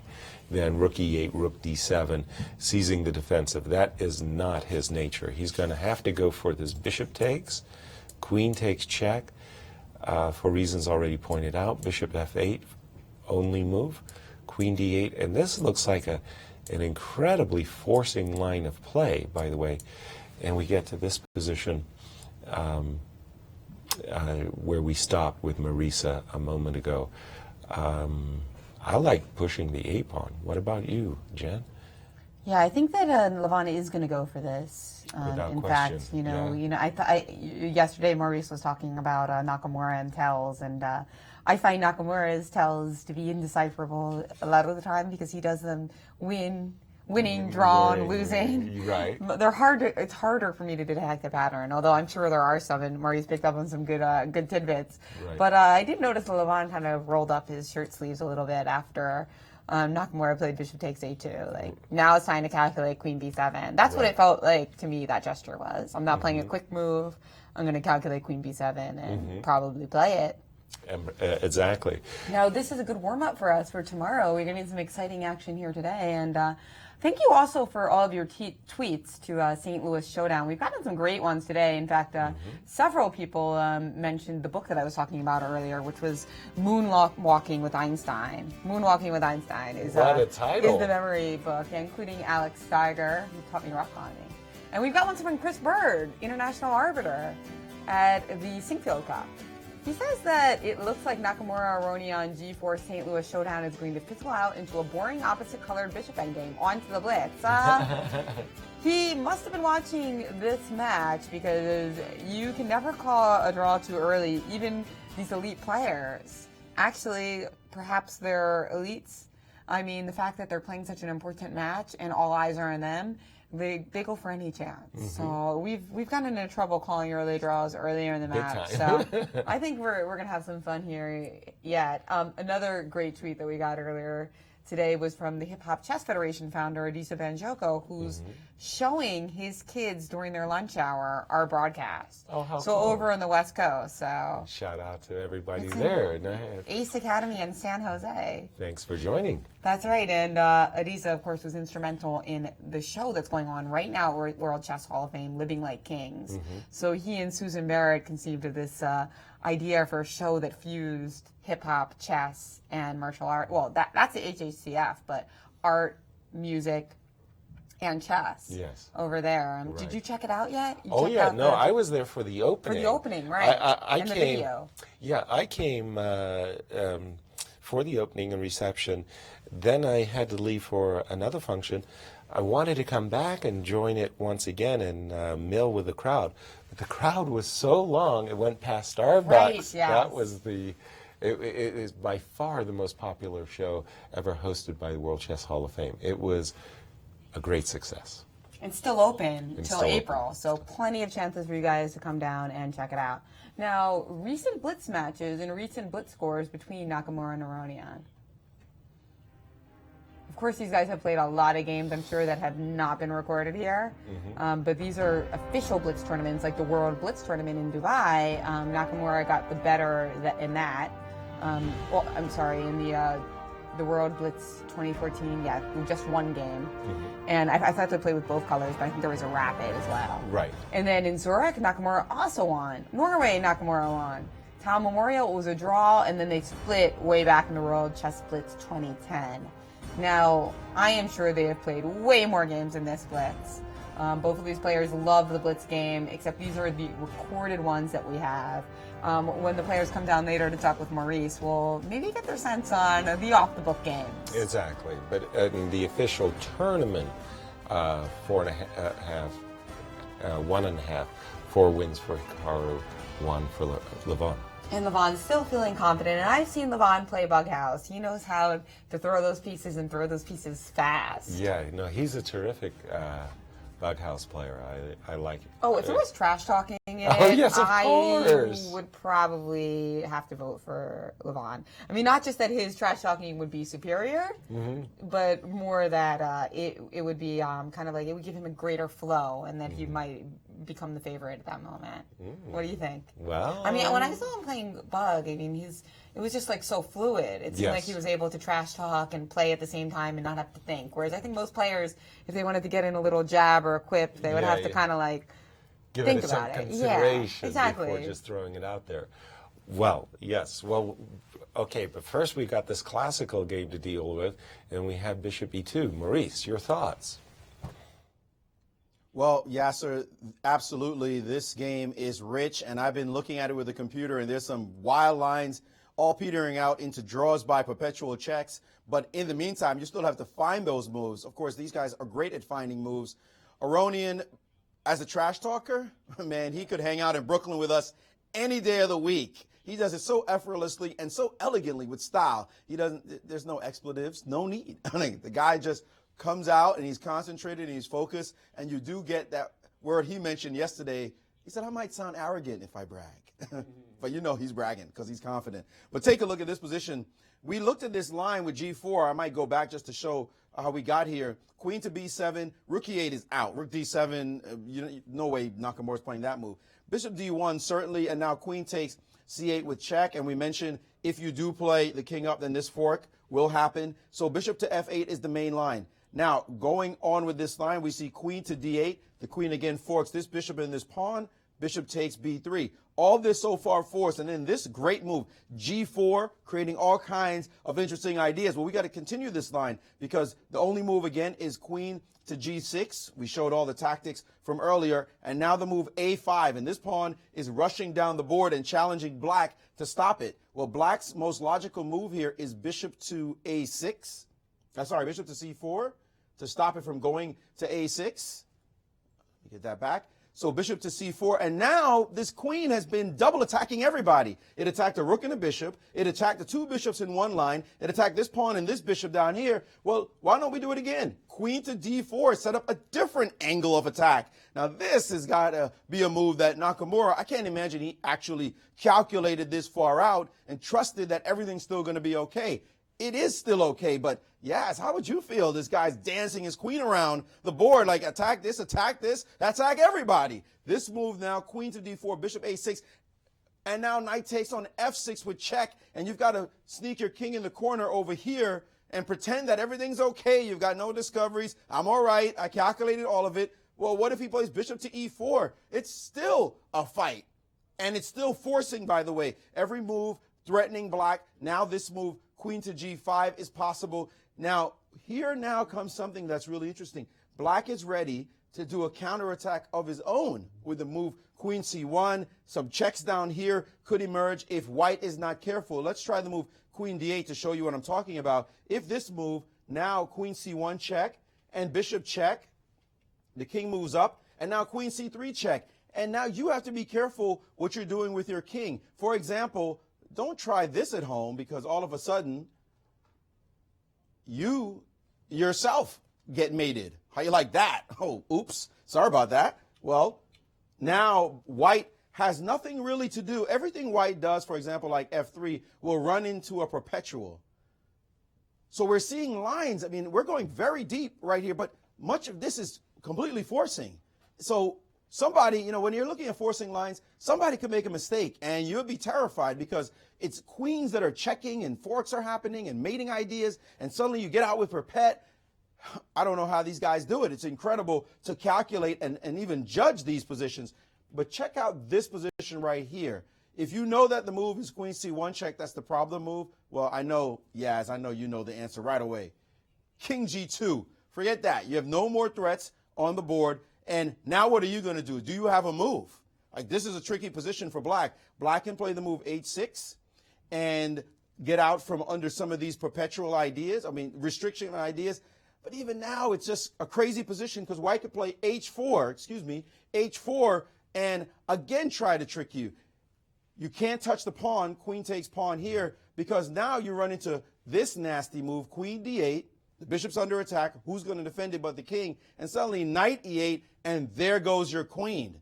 So even now, the analysis goes on and on. Black is still okay. White is taking pot shots. Black has to calculate. I don't know how to play this position if I'm black and knowing that the guy's hunting you on every move and you have to calculate and recalculate. A big question is, what move number are we on? Because queen b7 is move 22, and that variation, even as far as it was, we're only at move 33. It's only 11 moves that I analyzed there with you. So if Levon starts this line, Nakamura could get into time pressure trying to work his way out. So a huge moment in the game has occurred right now, and we will see how this unfolds here at the Showdown in St. Louis. Guys? Thank you, Maurice. Those are some wild variations. Only 11 moves that I calculated. 11 moves. That I analyzed. I didn't calculate it with a computer, for sure. And these guys are calculating machines very deep. And queen b7, by the way, was played, those lines, I've got to tell you, the lines that we've been seeing, black has to find some amazing only moves. So I'm saying big pressure on Hikaru to find only moves that keep him into the game. Well, if anyone's up to the task, it would be Hikaru. But queen b7, everything that, all those variations that Maurice are showing, by the way, all very forcing. Like, take the rook, drop back with a bishop, double attack, got to take the pawn, nothing else to be done. G4, really a star move. We call those the quiet moves, right? They can be scorchingly hot. G4. I wanted to pause right here because at this exact moment, it seems to me that Black's queen is out of the game a bit, and we've been looking at this move A5. I was just trying to imagine a different move like H4? Well, yeah, that kind of a thing. Knight takes F6 check. Does it make any sense to first toss in this check? I don't think so. We got rid of the pawn. Nah, I don't like that. We don't need that pawn yet. Just a second. Let's go back here. So, we're going back to the position at hand. I beg your pardon. Queen B7, bishop takes, check, bishop F8, queen over, bishop takes, all very, very forcing. And we get this, G4, star move, forgot to include that. G4, queen G6, A5. And now, what move did we come up with already? It's tough. Which move did we play for Black after A5? And bishop, what were we playing here? Bishop C4? Yeah, we had to play bishop C4, I beg your pardon, to protect the A6 square to stop the pawn from running. And now this was another key moment for queen D4. Boy, again, it just feels to me that Hikaru is just on the edge here of going down. So you think at some point, maybe in these variations, White also has to be looking at some other stuff, and I'm sure. Oh, absolutely, sure you get diverted. Yeah, no question about it. For instance, you might look at a move like knight d6, and hitting the bishop. Maybe you can go knight c8 and knight e7.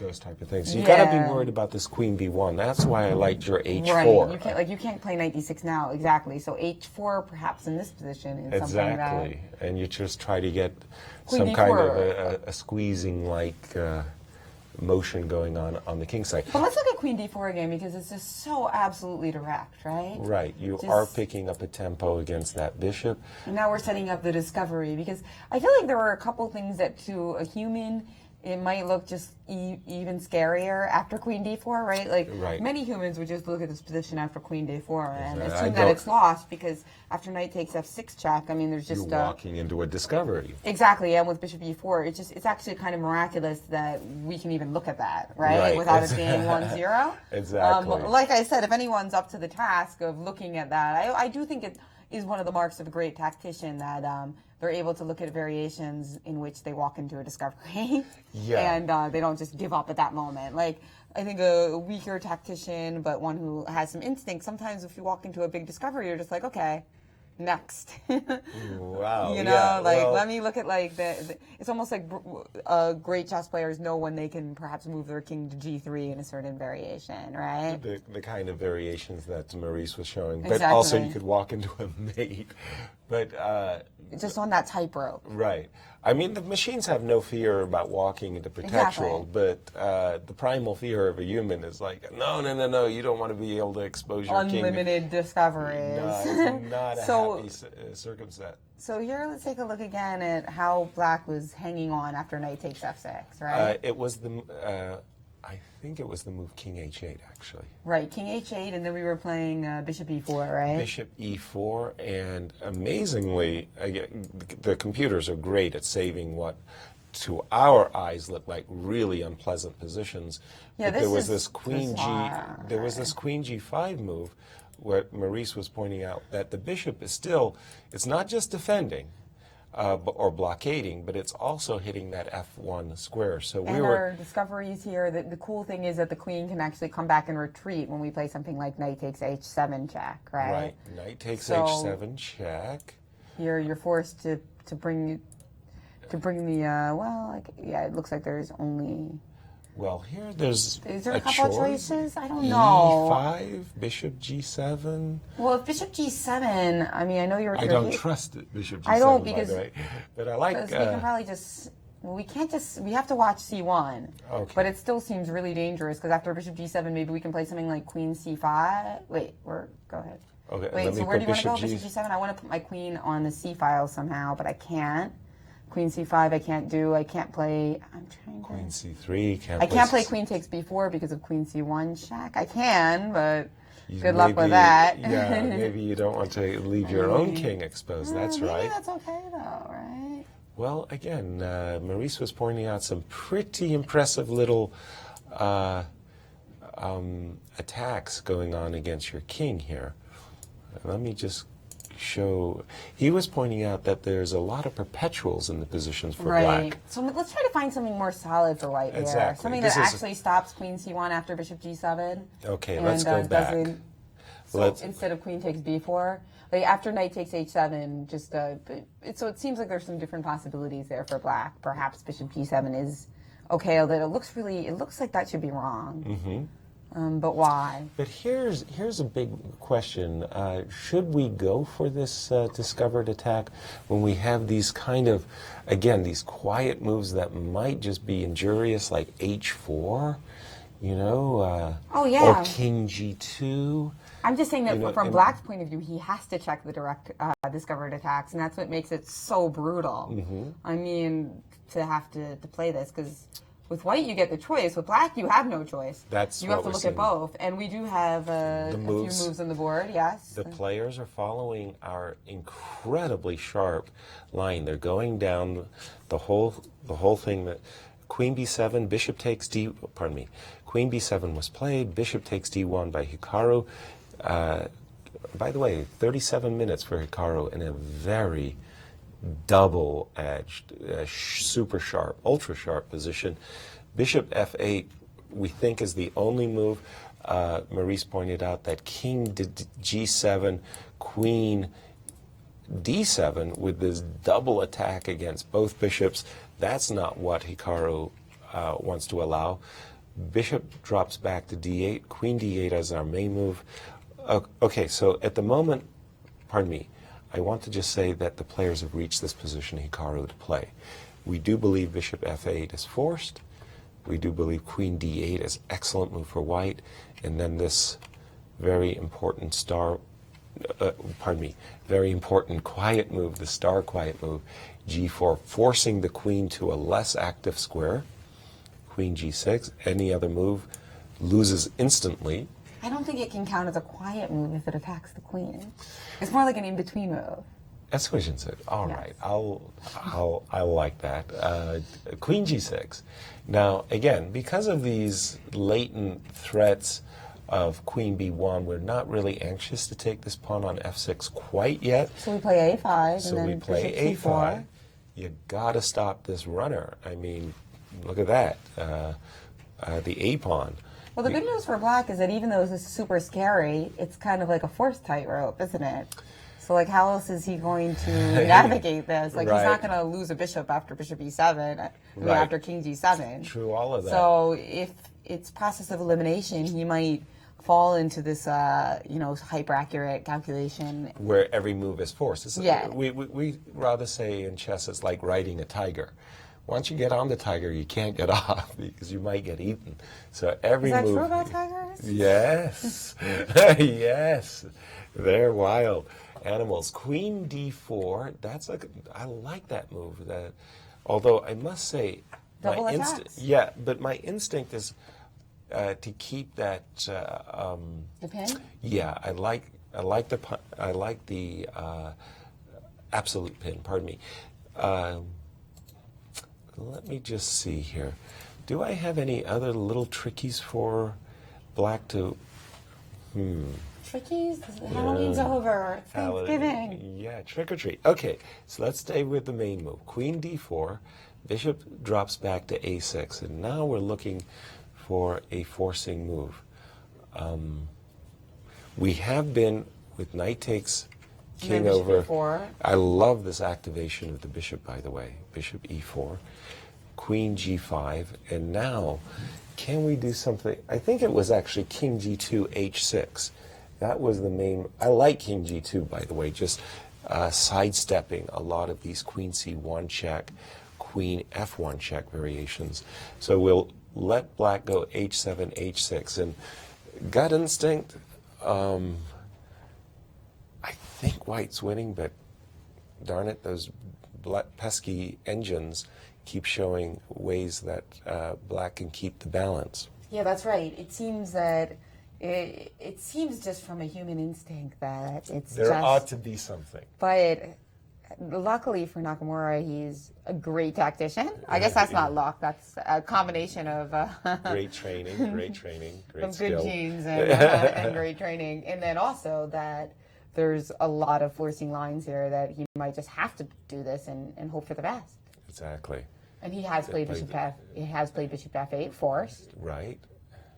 And now it looks like Aronian might play a quick move. It seemed that he was about to make a move instantly, but perhaps not. Mm-hmm. Well, he's definitely eyeballing queen b8, queen d8, because we all love double attacks, and he has played it. Wow. He got it in, queen d8. Bishop takes b3. b3. So we're calling it because it's easy for us, and maybe even easy for the players, because everything is so forcing. G4, pardon me. We're now expecting after bishop takes b3, g4, and that's almost a certainty as well. Of all the, I mean, when you see a move like g4, forcing your opponent to move his queen to a passive square, trust me, grandmasters are very happy to force their opponent's queen into a less active position. So g4 is, I'm sure he would play it in a blitz game, something we're going to see tomorrow, by the way. Lots of them, in fact. So I'm expecting g4. Maurice. I agree.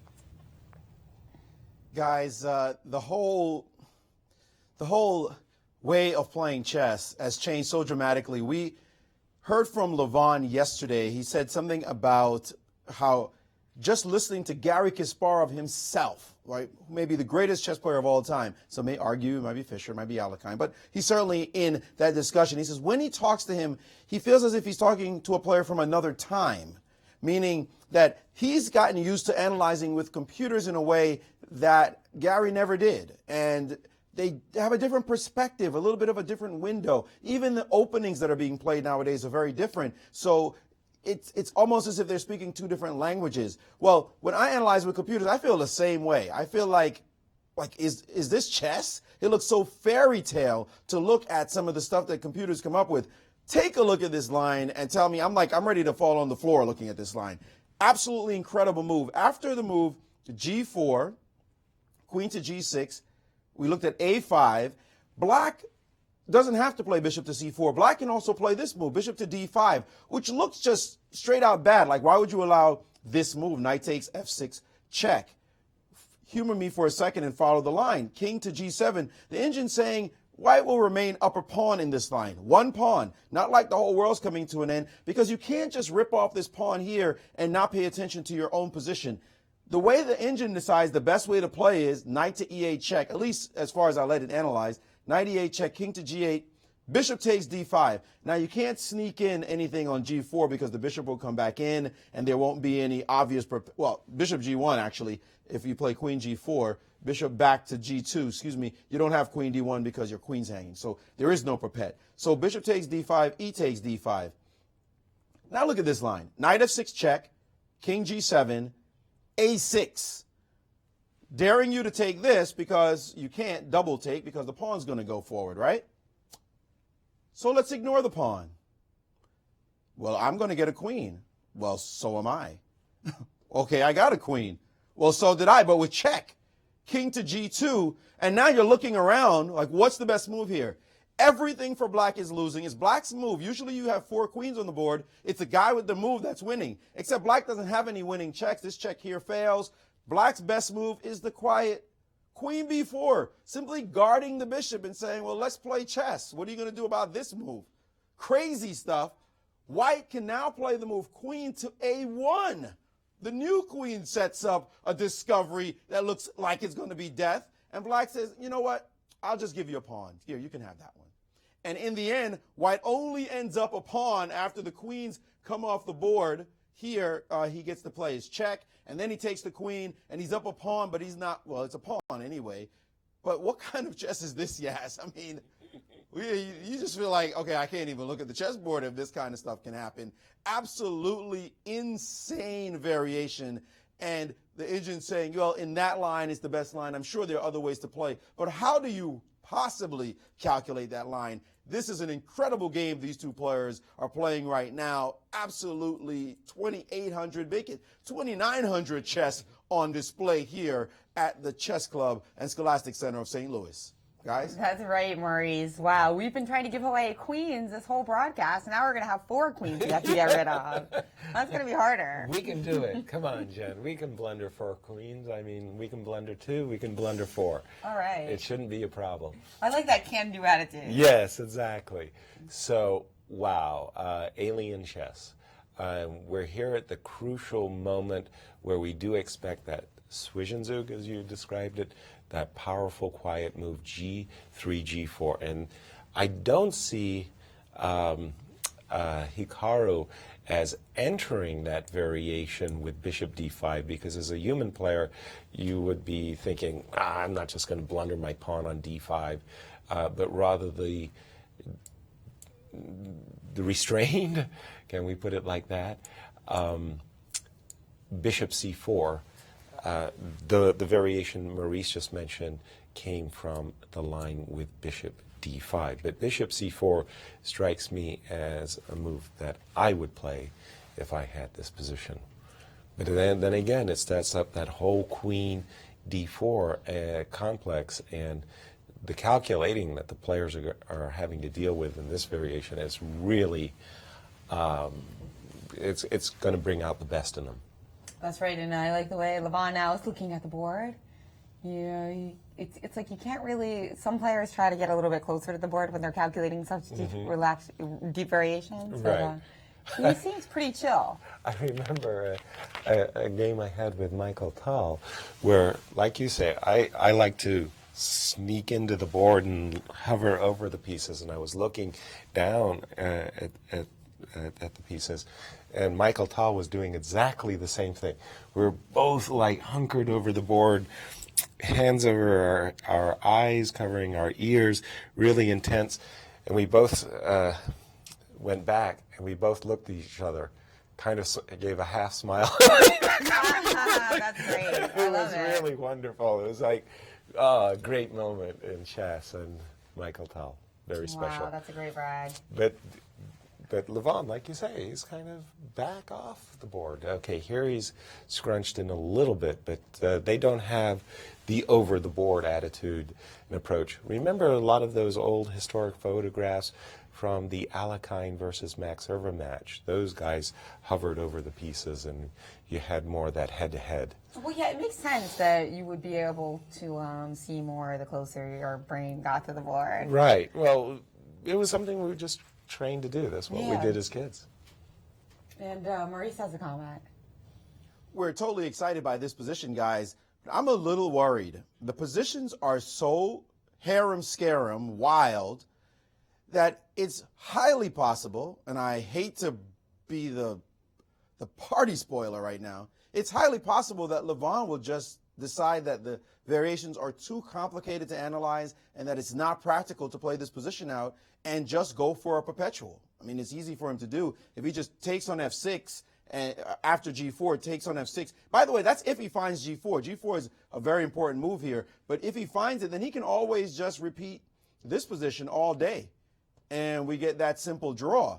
I'm a little bit worried that that might be what happens here. Now, he could still try and play a5, but he's going to notice that b pawn. And remember yesterday when he saw an ending that was mutual races, he said sometimes you can make mistakes and pawns are very fast, and he was a little bit concerned. So I hate to say it, it's probably maybe better than 50% in my opinion that he will settle on a drawish line here and decide just to not bother with all the crazy complications since they're not human anyway to calculate. And I'd forgive him, Frank. I mean, okay, I don't like draws, so I don't know what I just said.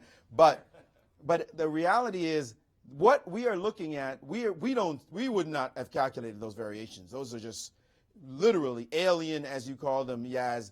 You know, you got to be a computer to see those lines. And it's very likely that he can see that this position is not easy and he'll bail out. Well, I think that I wouldn't be that disappointed because we've gotten a lot of great chess. in this classical portion, and that just heightens the drama for the blitz with the two guys tied. Right. I mean, you could say it's more dramatic if one has a 4-point deficit, but I actually think it's more dramatic if it's even Steven. And the reason for that is that with an even score, it's more likely that the last blitz game or two will determine the purse. So it's going to be absolutely climactic if they go into the blitz with an even score. But you know, Jen, you mentioned something there about not being that disappointed. But yeah, as you mentioned, Mikhail Tal, he was the kind of guy who loved chaos, right? He just totally thrived on it. So if he sees a position that's unclear that he can't calculate, he'll say, well, guess what? Welcome to the club. That's what I do. That's what I do. That's where I live. He had a great quote about taking your opponent into the jungle where 2 + 2 = 5. Right, and the rules of chess just get thrown out the window. He loved those kind of positions, so he would never take a draw in a situation like this, unless you paid him off or something. Or even then, he's just intrigued. He said, unless I'm losing, I'm playing the line. Like if I can't see what's going to happen, it doesn't matter. Let's see what happens on the board. So it's an attitude difference, right, in the players. Like, how would you handle yourself in this moment? And I think it would be a disappointment if Levon comes in and he says, well, you know, I thought G4, but the guy would defend, and you know, that's if he's going to beat Magnus Carlsen one day. He was being called a potential challenger to Magnus, number 2 in the world. He's going to have to play those positions on the way Magnus does. Right? Quite frankly, Magnus would say, I don't know. Let's keep milking and milking and milking, not just drawing a position. So it's a big personality issue and character check right now. To me, if he is not going to go for unclear type positions, just go for it, because you gotta have to milk some of those half points if you're going to be the best in the world. It's just, to me, mandatory. And he's here deep in thought. And let's see if he finds the very first move G4 so that we can all get excited. That's right. If you want to be on an ugly Christmas sweater, then you better know how to grind those end games out. There you go. Well, two things go through my mind as you were explaining psychologically the situation, Maurice. First of all, at the elite level, the formula has always been draw with black, press with white. So most elite players are not content to just make that repetition and take the draw when it's on offer when they're white. Rather, they really, really feel that they have to press, that it's incumbent upon them. So I don't see the perpetual. So you think it's not just about the position, it's also a psychological thing at work. For instance, if somebody had exactly the same position, but in one case the pieces were white and the others were black, you think there really is a psychological... Absolutely, absolutely. That's the first thing. The second thing is, my confidence always increased whenever I saw at least a perpetual for myself, which of course Levon recognizes. Then I said, well, since I have a draw, let me play for the win.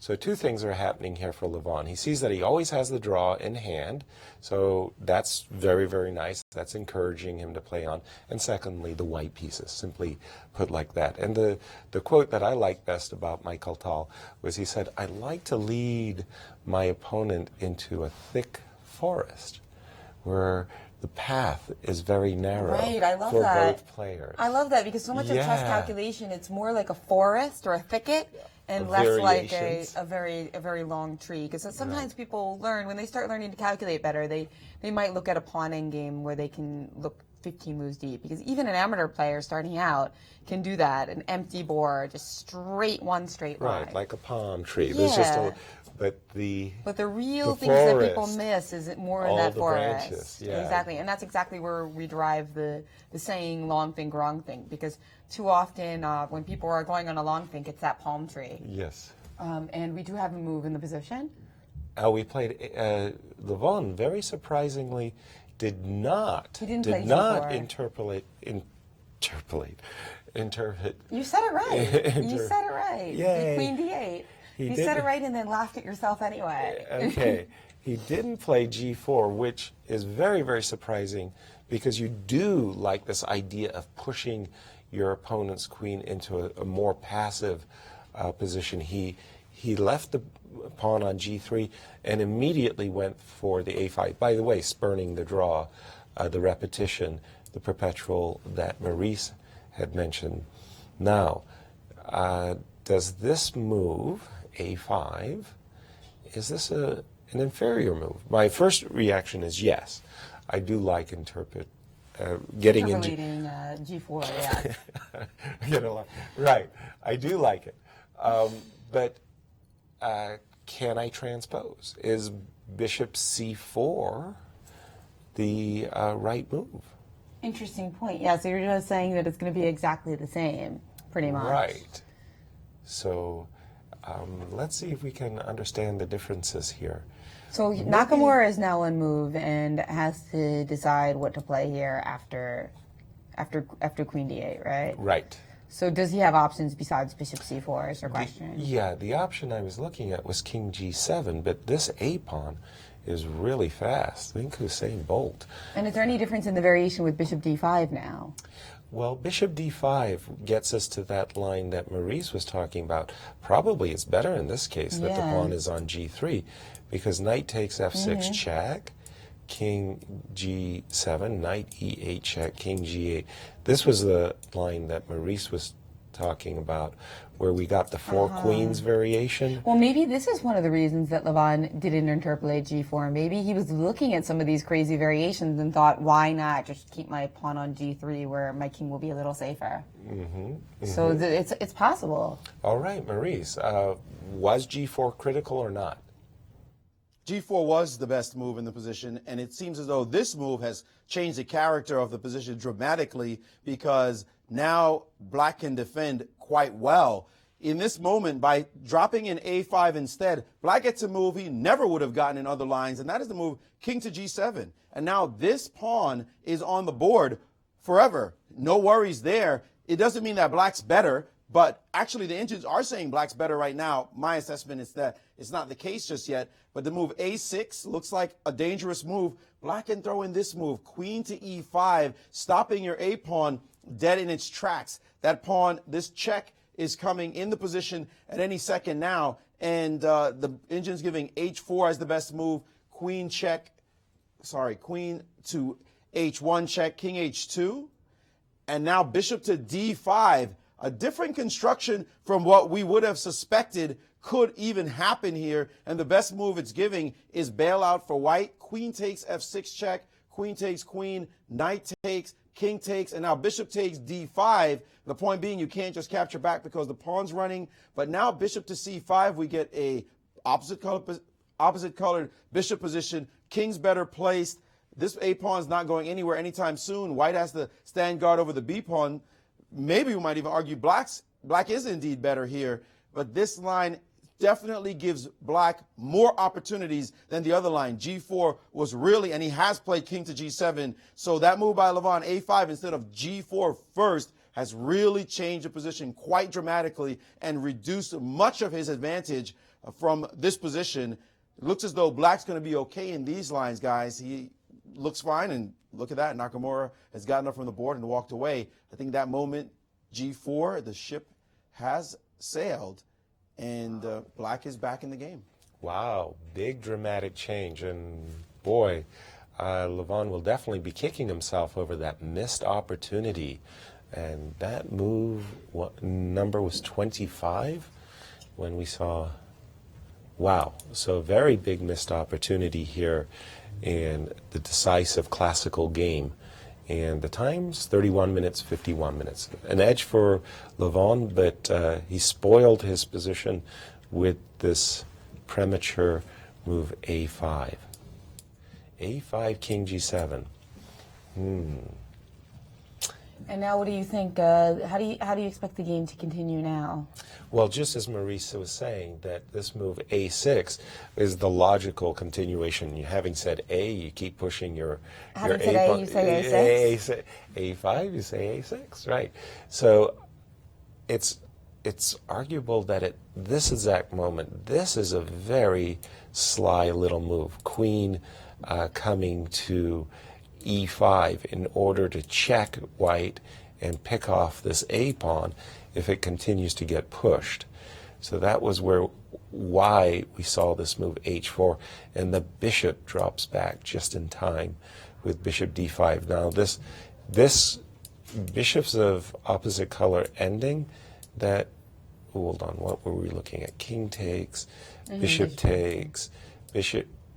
Wasn't there a check? Somehow I got my king on h2. I think there was a queen check somewhere, pardon me.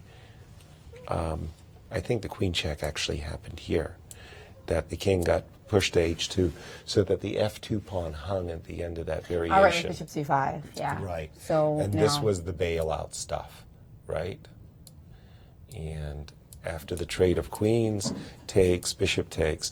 I still thought that this position was a draw, attacking the pawn, but black is definitely no worse, and white has spoiled his position. He has no winning chances either. yes, indeed. So that seems like the major move, the main line. And again, that And let's see if there's move, anything queen else, e5, then. is the nice move. So That's, that's so important, bringing that queen into the counterattack. We saw that in Exactly. this game several times, right? Right. And And that's that why was this why- weird kind of constellation of knight on f6 and bishop on e4 was so good at stopping the queen from being active. But does white have anything besides a6 in this position? all right, let's go back to the position at hand. By the way, do we have the... King g7 has just been the move. Oops, excuse me. King g7 has just been played, and we've been looking at a6, getting that pawn going. And so now g4. Well, g4, queen e5 is what black wants to play anyway, right? He wants to get his queen to e5 where it's much more active, and there's a check on a1 that's disturbing us. That was why we played a6 and then queen e5. So are there other moves you're saying here, huh? Well, we could start with h4. h4, okay, fair enough. But don't forget, this b pawn Oh, yes. could be very, very troublesome after a move like bishop to d5. We're fast. Pardon me, black is fast as well. That's right. And again, g4, queen e5. g5 doesn't lead to anything. g4. So what about h5? Okay. Oh, well, you're attacking my knight, so first we have to do something about that. Right. But I'm trying to play h5 at some point. Right, you want to play, try to get an h5, h6 check kind of thing. I think it's just a little bit too slow, yeah. It's the a pawn you want to be pushing, and it's awkward for white that he has to take along this very important tempo and end up playing h4. So Levon going into a think now, as perhaps the awareness has dawned that this move king g7, keeping everything nicely, keeping the f6 pawn defended, I should just say, as a star move, a star defensive move for black. So again, we're looking at a6, queen e5. Is there anything we can do here to mess things up? Instead of h4, which we tried. Yeah, instead of Well, h4. I don't think h3 is going to make a huge bit of difference. No? I mean, it's like, it does seem kind of mandatory to make some luft, doesn't it? I mean, you don't Yeah. want to let you play queen a1. Right, and just... So, and there's no way to occupy that square. I mean, it's actually just not even possible. Right? d1 and a5 are both covered. right. So it It looks like h3 or h4 are, yeah, And boxes, you would say. yeah. Or, I mean, I guess we could think about trying to get our king to g2 by moving our bishop, but that looks extremely awkward. I don't see what benefit we would be getting by putting our bishop on f3 here. It just seems like that would invite some extra possibilities for black, perhaps. Absolutely. So, Some attacking possibilities, like bishop c4. And Right, just now setting you're up friendly that... mate. Yeah, and you're going to have to make some other tempo move on the king's side anyway. So the king's Well, not I any mean- safer on g2. So that was why we were looking at h4 or h3 to get Yeah. the king a little bit safer on the h file. So h4, bishop d5, and this is where we're bailing out with the move queen f6. Bail out before it's too late, right? Right. Well, the problem is our highly desirable move a7 runs into bishop takes e4, bishop takes e4, and we're not capturing that bishop. But this is the problem white's facing. Oops, there's a check. downstairs. And that's really cute. Yeah, that is a really cute one. And the A7 pawn gets clipped. And that's a tiny example of looking at the forest as opposed to the long palm tree, because instead of looking at, oh, bishop takes bishop, queen takes bishop, you're looking at a different idea. Exactly. A different forcing move. And while we see how these guys calculate this at endgame, we are going to take a quick break, and then we'll be back for more of the conclusion of the classical portion of Showdown in St. Louis.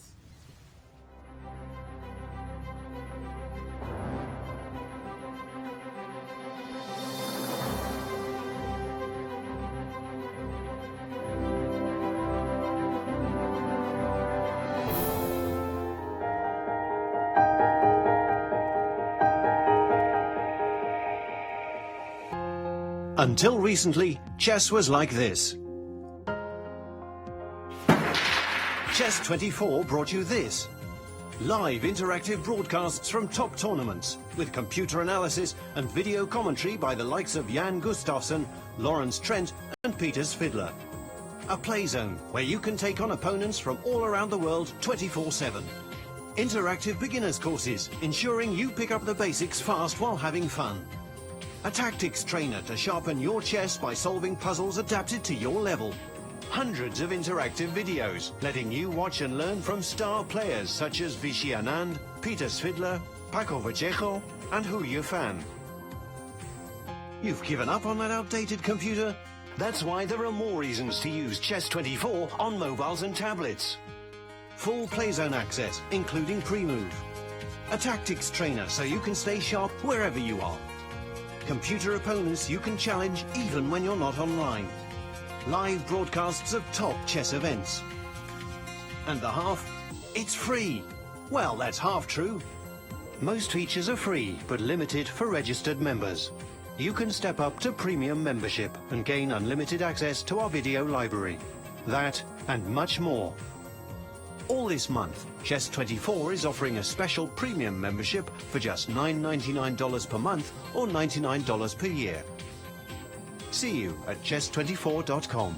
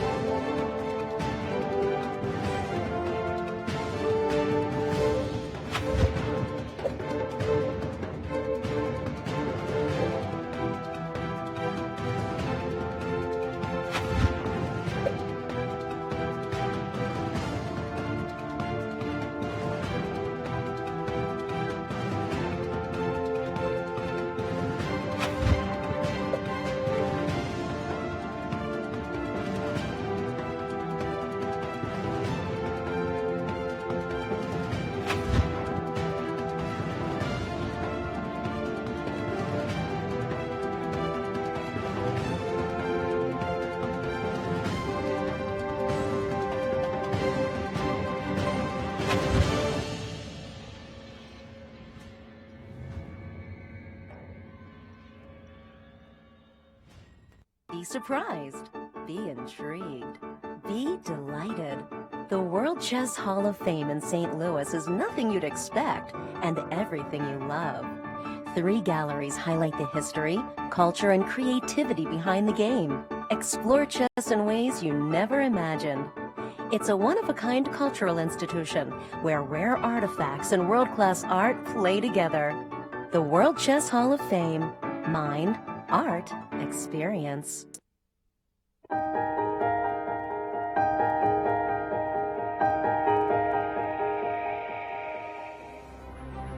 Hello and welcome back to Showdown in St. Louis.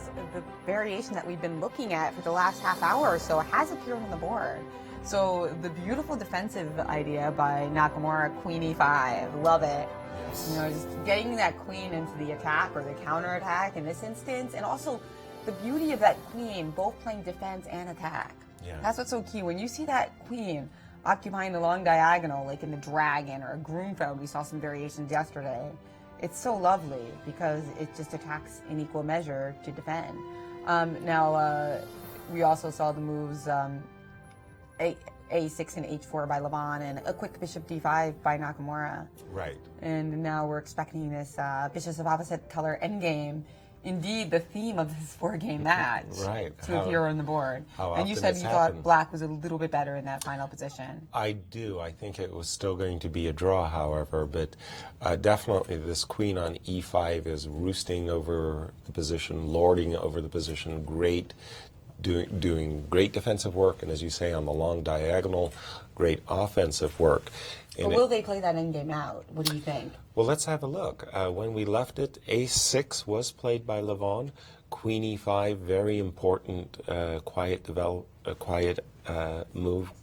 H4, bishop to D5, and I didn't see anything better than this bailout variation that we've been looking at. Knight takes F6.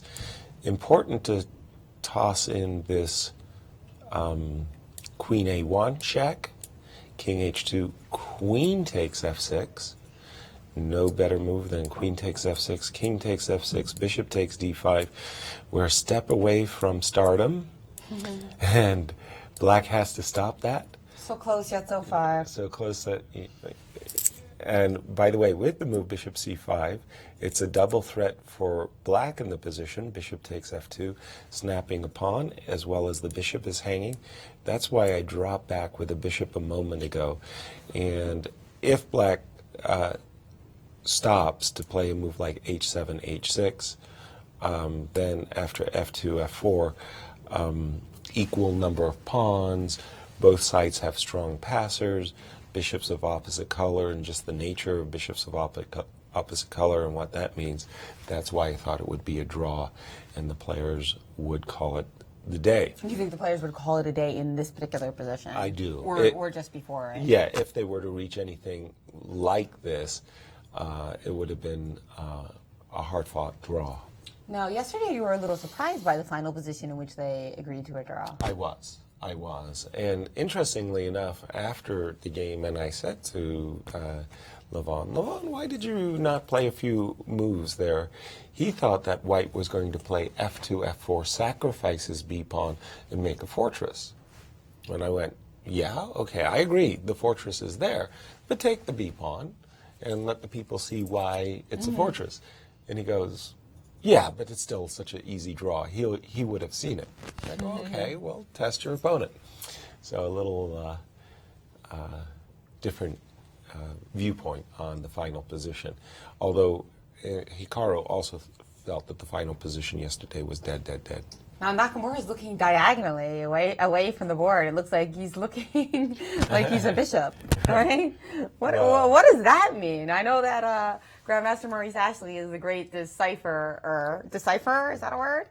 No, I don't think it is. But he's the great decipherer of Nakamura tells. So do tell, Maurice, what does this mean, the diagonal look by Naka? Boredom, not interested. It's over. I was in danger. No, I'm not anymore. He's totally relaxed. Clear that Aronian did not find the best lines. I'm looking at the monitor now, and I notice another small tell that maybe we will be seeing in the future with Nakamura is his glasses are back on. And it's, we often talk about the extraneous items that players don't like to have. With Gary Kasparov, it was his watch. With Nakamura, this whole time we were watching him, his glasses were off. It's like he was digging deep, digging deep, digging deep.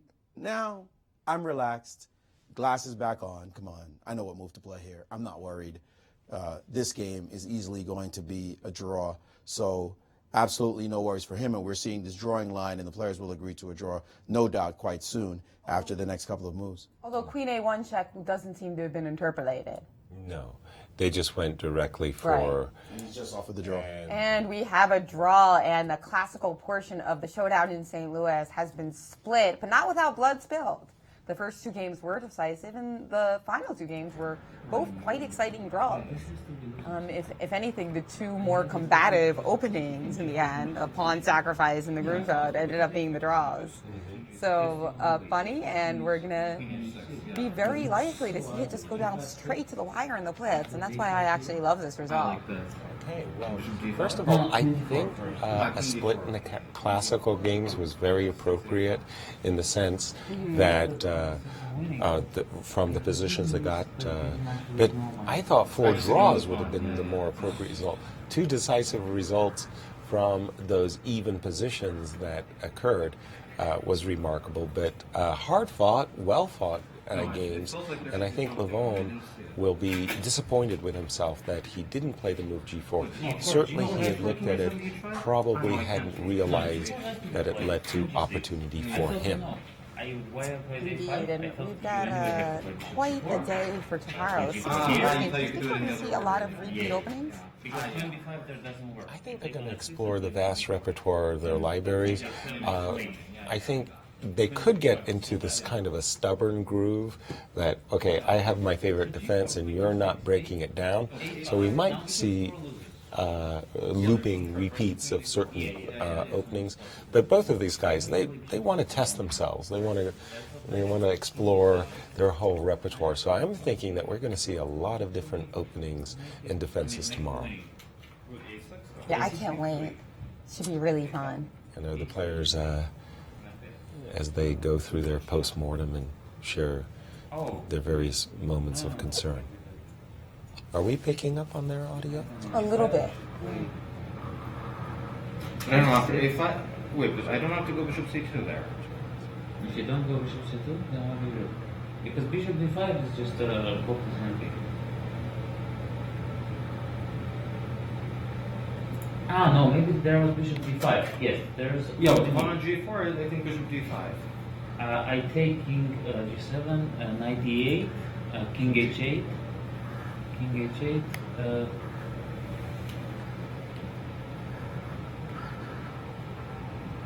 Yeah, because I felt that this is a bit loose, and because of that you might have the turn chance. Well, Peter says equal throughout except around move 25. That's exactly the move, right? A5 king G7, it's minus 0.6. Ah, but it's just equal even if white doesn't go, if white goes G4, it's just equal instead of A5? Instead of A5, if white plays G4, dead equal, 0, 0, 0. Then G4, queen G6, H4. A5, A5. Okay. bishop C4, queen D4, Queen D4? bishop E2, knight takes F6, check. That looks crazy. King H8. Looks so risky. Bishop E4? Bishop F1 is what it says. Yeah, because somehow I just put the queen on G7 and you can never push the 8th line. But the queen on D8, you have no moves. You're going to lose that. No, then G4 hangs. It gives a perpetual after king H8, bishop F1, queen B1, knight H5. So wait, black was winning at one point? No, minus 0.6. Minus 0.6. Oh. Oh, sorry. Yeah. I mean, it was... No, but it's... No, but yeah. I had a very good position. Did I miss something? No, it's just, okay, just... I had a very good position at one point. Where did I go wrong? The computer never... Let's see. The computer never gives white the advantage. It's rubbish. Move 6, D4. No, okay. Yeah, I'm just teasing. No, because rook D8, I thought instead of rook D8, you have to play bishop D6. That's what I remember. Oh, hold on. No, knight B6. Hold on. Knight B6 instead of rook D8, then bishop D4. This is not good. This stuff is not good for me. But I just take 94 and just take 1A1 or something. No, because there is line knight b6, knight d4, knight d4, bishop d4, knight f2. Ah, like this, okay. Bishop c5, bishop c5, and then there's a draw. Some crazy line. Oh, okay. No, because I know if you go knight e4 first, queen f5, rook c1, rook d8 is the correct is the right move for black. So that's why I played rook d8. Rook c1, knight b6. Knight d5 is interesting, but it's nothing. You just take on Yeah, e2. just take on e2 and So rook c1, knight b6, it gives us plus 0.4. Says you're supposed to take on f6 like you did. GF only move. Knight e4, queen f5, knight takes b6, ab, queen takes c6. But this looks extremely risky for black. I mean, this is a game, yeah? Yeah, this is the game, and it goes, from one move to the next, it goes from 0.4 to 0.1. That's insane. 'Cause Yeah. it looked, I felt that I'm very close to winning. Yeah, that was like, it looks much better. I thought so too when I was watching, but computers. I mean, if I was black, I would be going. What? Like they had to not What just the one hell? line, they had two lines where black was fine. Black is all. Yeah, so it's the first Even line and bishop takes second e2? line. I'm sorry? Bishop takes e2, rook d7, this has to be held, no? Well, this must be losing. Bishop takes e2 and what? Instead of rook d1. Rook d1. Oh yeah, I believe you're right. Hold on a second. Let's see. After queen takes b6? No. Queen right. takes c6. Oh, after queen c6. There is no bishop. Oh, there is I do bishop bishop e2. I have e2. bishop e2 here. I Rook only d7? rook bishop c5. Yeah, queen c6, bishop takes e2, it says it's basket 0.16. Rook takes d1 is 0.43. Yeah, bishop takes. I saw bishop takes e2 also.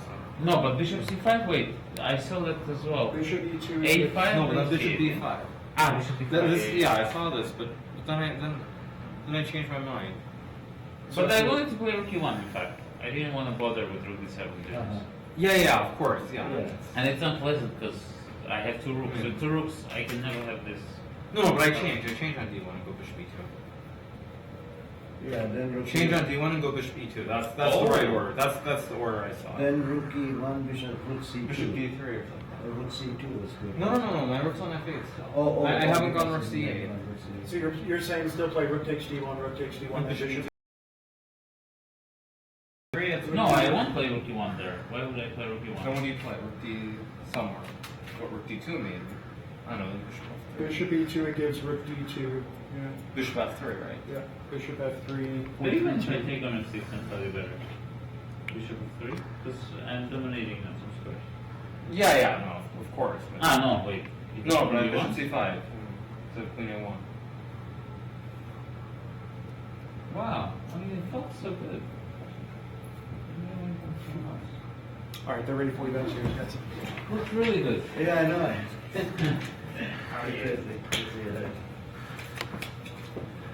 All right, Joe and I will So see. here's where we stand at the Showdown in St. Louis. It is a standoff at the Showdown. 8 points for Levon Aronian out of the possible 16 up for grabs in this portion, and 8 for Grandmaster Hikaru Nakamura. That means that it all comes down to tomorrow, our blitz contest with 16 points up for grabs. So each blitz match is worth 1 point, but to make it easy, whoever wins more wins the match since they've been tied up. And that will determine who gets first place in this showdown. 100K in prize money up for grabs. Great way to stuff their Thanksgiving feast.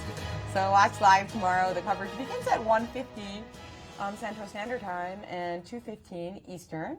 And we're going to have the players come in and talk about this pretty interesting draw. Yeah, well, all the games have had a lot of content, and this game certainly was heading even deeper into that. But it had to start with that G4 move. Yeah. That was, wow, to get 4 queens, that 4-queen variation, oh, that would have been... I don't see that a lot, do we? 4 no, queens? No. How frequent do you think it is? One in how many games? Oh, 1,000. Ooh, 1 in 1,000? Yeah, I think in What do you all think is more frequent, a night promotion or 4 queens? a night promotion. Yeah, I would think so. Yeah. But usually the night promotion is just like a check and then it gets removed. Of course. Or a night check because you've got to avoid a mate type of situation. Right, exactly, yeah. You're probably right. That's probably about twice as likely. For sure. Yeah, well, you should be in math, not chess, right? Stats. We'll get the stats on that one. Yeah, it was funny at the Sinkfield Cup. Everybody was trying to crunch numbers to figure out the probability of Fabiano Caruana winning so many games in a row. And to put it in perspective, how yeah. many tournaments you would need to run to get such a result from anybody. Exactly. And we get Hikaru getting set up and for his interview. That's right. We're going to hear from Grandmaster Hikaru Nakamura shortly. And again, will be really thrilling for his fans to see him play blitz tomorrow. Mm-hmm. So I'm excited to hear what he thinks about all that. And here they are. Grandmaster Hikaru Nakamura, deadlock at the first part of the Showdown in St. Louis. He's with Grandmaster Maurice Ashley. Thanks, Jen. With Grandmaster Hikaru Nakamura, welcome again to the show. I see you sported the hat back on. Did you win with the hat the first time? I guess I did, yeah. Oh, superstar. I just remembered that. Just a little. Yeah. We all have our superstitions. Tell me, this game was wild. This was one of the wilder games of all the games you guys played. What did you feel about it while it was going on? Well, I didn't actually think it was that wild. I thought it was pretty, drawish for most of the way, I guess. I didn't really feel like it was ever that bad for me. I mean, it felt a little bit worse, but I didn't think I was ever in a lot of trouble. But somehow, I ended up a little bit worse from a position that I thought was fine. Like, right around here, I thought I was completely fine, and then I used a bunch of time to play this move, rook to c8, which was a critical moment. I mean, basically the problem is at this point already, I felt that I was close to equal, and so I couldn't really decide which line to go, because originally I wanted to go bishop takes e2, and if rook d7, bishop c5, and I thought it was very equal. But then for some reason I got a little bit too creative, because with rook c8, I basically just made a huge miscalculation when I played rook c8, which is if you go into the game. If you don't mind, so I can. Yeah, sure. Yeah, so it takes bishop e2. I mean, basically when I played this line, it was just based on a huge miscalculation, which was, for some reason I completely went insane. And I thought that this was just a dead draw. The only problem, of course, okay, bishop c2 is fine, is that basically after queen b4, it's just losing. For some reason, I just completely went insane. Well, okay, the line that I saw was actually bishop f3, the point being that takes, I saw queen e4 or something. I thought it was drawn, and then I just forgot that the d2 square is covered. So, it was very unpleasant to have this realization. But fortunately, I think it's still probably a draw, I think. Well, it looks like it might still be a draw, but it's so crazy that we have to ask you this question. In this moment here, he had the move g4. Mm-hmm. Did you give consideration to this line? Well, there are three moves here. You can take on f6, you can go a5, or you can go g4. So certainly I considered it. And, it's unclear. g4, queen g6. And I don't know, because queen g6, like a5, I think I can still possibly ignore it with...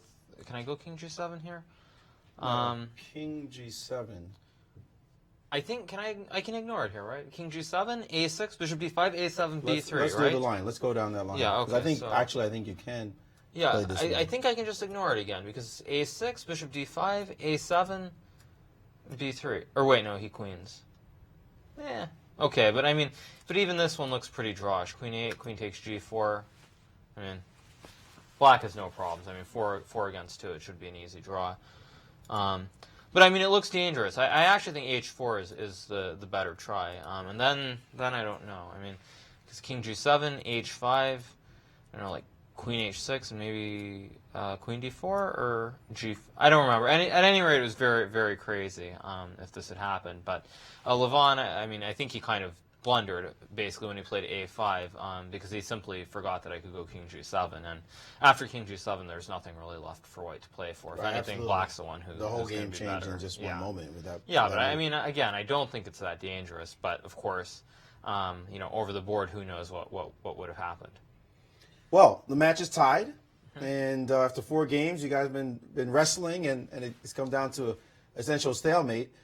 I asked Levon yesterday who he thought was the better blitz player, and his response was, I don't want to say because I don't want to sound too arrogant, which is already telling us what he thinks. What's your opinion on who has the advantage in the blitz? Well, I think a lot of people would consider Levon a better classical player than me, if not alone for the fact that he has a higher rating. So I'll take the same line and say I think I'm better than Levon at blitz because I have a higher rating than he does.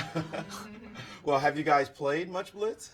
We played in Dubai in the World Blitz and Rapid Championships. I think we played both in the Rapid and Blitz. I think I beat Levon in the Blitz, but it was a very even game. So, of course, we're both very strong players, and certainly anything can happen. But I think I like my chances with it being more games because I think the longer, or the more games that there are in Blitz, the better player will show. So I think I like my chances. Have you played much blitz out of the official circuit, the official tournaments? Just been able to play casually? Not lately, I haven't, but I mean with him, I'm talking. Oh, with Levon, no, no. I mean, I think we've only played in blitz tournaments for like the Tal Memorial. I think we played Tal Memorial Blitz, maybe in Norway also. So we've played in the major events, but casually. I mean, I don't play chess casually with anyone really, so I don't think it should be a surprise that I haven't played with Levon. One last question. There's a theory of who would have the advantage if trash talking during the game were allowed. What do you think about that? Well, I'll just say that I think Levon's he's a better trash talker because he's a bit more subtle. I tend to be a little bit too overt, kind of like Kasparov. So I'll give Levon the advantage there. Well, we look forward to this match. We think it's going to be extremely entertaining. Thanks so much for joining us for the show. Thank you. Grandmaster Hikaru Nakamura playing a harem-scarum game, which he said, it wasn't that complicated. Guys? Nice. Diplomatic answers there at the end. Well, yeah. Willing to acquiesce that his trash talking isn't at quite the high level. Not as high a level and worse at classical. So he's just like, you're better at trash talking, you're better at classical, but I'm going to win this match. I'm better at blitz. Let's face facts. Well, we'll find that out tomorrow for sure. Who is the better blitz player? And we are getting set up for Levon Aronian as he comes into our studio. 16-game match is a lot, but a lot of it will be about momentum and mood and opening. So I don't think the better player will win 90 or 80% of the time. I think it'll be closer than that. But no, I think what Nakamura was saying that he thinks he's better at blitz, and because it's such a long match, that's very likely to show. That it improves his chances of winning the blitz match. Yes, that's right. I mean, if you play a 2-game blitz match, the big favorite may not win. But we do have Levon in our studio. Yes, Grandmaster Levon Aronian to, I think, talk back. This is famous trash talking. He's with Maurice actually. Thanks, and we are with Grandmaster Levon Aronian, the youngest Grandmaster in Armenian history. He bragged about when we were telling him about. Anymore. Not even anymore. Well, you're My used to time. In your time, absolutely. Well, Levon, this game was really interesting. We had a lot of fun with it. What was your perception of the game while you were playing it? I was having a lot of fun before I blundered King G7. Then I wasn't having any fun at all. So you think you were doing quite well up to that point? I thought, just generally, I felt it's very close. I should have a winning move, but then I was calculating all these lines with G4, and I was seeing some interesting ideas, but I couldn't make it work. So I thought I'll transpose the move. So play A5 first, cutting his possibilities, and in fact, I just allowed him to play King G7. G7. Well, let's get to that critical moment in the game. You did play this far. He got this position. And now we were all screaming for the move G4. The position is screaming for the move G4. Okay, great. So you saw it, you wanted to play it, but everybody would play G4. So what made you not make this move at this moment? Why switch the move order? Because in some lines, I can actually retreat with my knight when I'm pushing my pawn, and then he doesn't have queen takes G4, and he can only resign. So that was the point. Just because I felt that the pawn is exposed here on G4. And since I felt King G7 is impossible, he has to play Bishop C4 anyway. I felt I'll play G4 there. And there is actually very good, because if I play... Do I use a mouse here? You can... like this. Move there. A5 is on the... you played 26 A5. Well, you want to do that move, okay. Yeah, like here, H4 is excellent here. Now H4 works beautifully. I have I have this. See? So, Yeah, the engine's already saying you're picking off this F pawn with check. it's crushing. So the whole point is that I felt that he will not play bishop c4 here. He'll play a move like king g7, a6, bishop d5. And then when I win the pawn, he'll win the g4 pawn. With any, very slim chance to win the game. So that was the point. I felt that I'll play a5 and he'll play bishop c4. And he'll make the bishop move first, I see. Because there, if he plays bishop c4, g4, queen b5, I kind of... Sorry, cancel that for me, please. Yeah. So you're saying bishop c4. Bishop c4? Yeah. G4, queen b5. He kind of vacated an important square. And here I think black is getting crushed by bishop e4. This was my calculation. It's like too much to handle. You know? Computer disagrees, but generally that was my feeling. Okay. So you just felt that by switching the move order, you wanted to play the move, but it was an improved version, and then suddenly he played king g7, and then it all went up in smoke. I actually realized that I'm so stupid because after a6 he can even play bishop c5. The one moment I thought, what am I doing? You know, it's not just queen e5. He doesn't have to be sophisticated just to hold the position, which was, of course, embarrassing. The realization of that. So how do you feel now? I mean, you haven't played your most precise chess these 4 games, and now you have to go into the blitz match against him. We asked him the question about blitz, and naturally he said the opposite of what you said. He thinks he has the advantage in this matchup. Do you hold to your guns that it's all you for this one? Honestly speaking, I thought that my advantage in classical chess is bigger than in blitz. But I love playing blitz. So practice tonight. I'll play some games. Who are you going to play that could match up against Nakamura? The computer? Well, with some of my friends on the internet. Probably do that. You must have some good friends. Certainly. Well, we look forward to that matchup. Get your rest, and your practicing should be a great match. Thanks so much for joining us. Thank you very much. Grandmaster Levon Aronian, it's all tied here, folks. Blitz is on the way here in St. Louis. I can't wait. Guys? That's right. I wish we could get a feed of the practice games that he's going to be playing tonight. That'll be interesting. Against the mystery Super GM. The training, very important, very important. Well, I'm looking forward to the blitz games, and that is going to decide the match. That's right, for sure. And I think it'll go down to the last game or two. I think with 2 games to go, we're still going to have a potential winner of either. There will still be drama. Yeah, I believe so, but we'll see. We'll see indeed. And final thought about the classical portion of the Showdown in St. Louis for Maurice Ashley. Well, I think we haven't seen their best chess in the first 4 games. It was certainly very interesting games, stuff for us to chew on, exciting variations. Mistakes often can be good in chess. You get the chance to see back and forth action. Some mistakes, though, can be too large and make you feel like the actual truth of the position wasn't realized. So we saw some of that in the first 2 games. Better games in games 3 and 4. Maybe they've warmed up somewhat despite the missed opportunities. But all that's not going to count when we come to the blitz. It's going to be crazy. It's going to be wild. I expect to see some mistakes on the part of the players, and probably on the parts of the commentators as well. It's going to be very difficult to call a 5-minute game, all 3 of us at the same time trying to get a word in edgewise. I feel like I'm going to be with my brother and sister, trying to get food at the dinner table, just trying to get any comments in. But we'll see. It's going to be exciting. 16 games to really blow our minds. I don't think I've called a blitz match. I think maybe last year, or was it this year? I'm confused.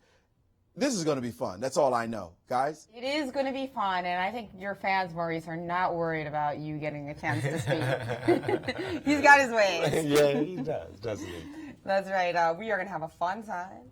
1:50 Central Standard Time here in St. Louis, and that's 2:50 Eastern. We're going to be doing our usual pregame show, predicting a little opening, a little final score. Definitely don't want to miss it. Tune in, tell your friends. People who don't play a lot of chess, the one thing they love to see is blitz chess. So the action. If you have a brother or a sister or a friend who doesn't play a lot of chess, but you want to get them into it, tomorrow, have them tune in. Right on. Join us. And I'm Jennifer Shahade, signing off with Grandmasters Yasser Seirawan and Maurice Ashley at the beautiful St. Louis Chess Club in the capital of chess.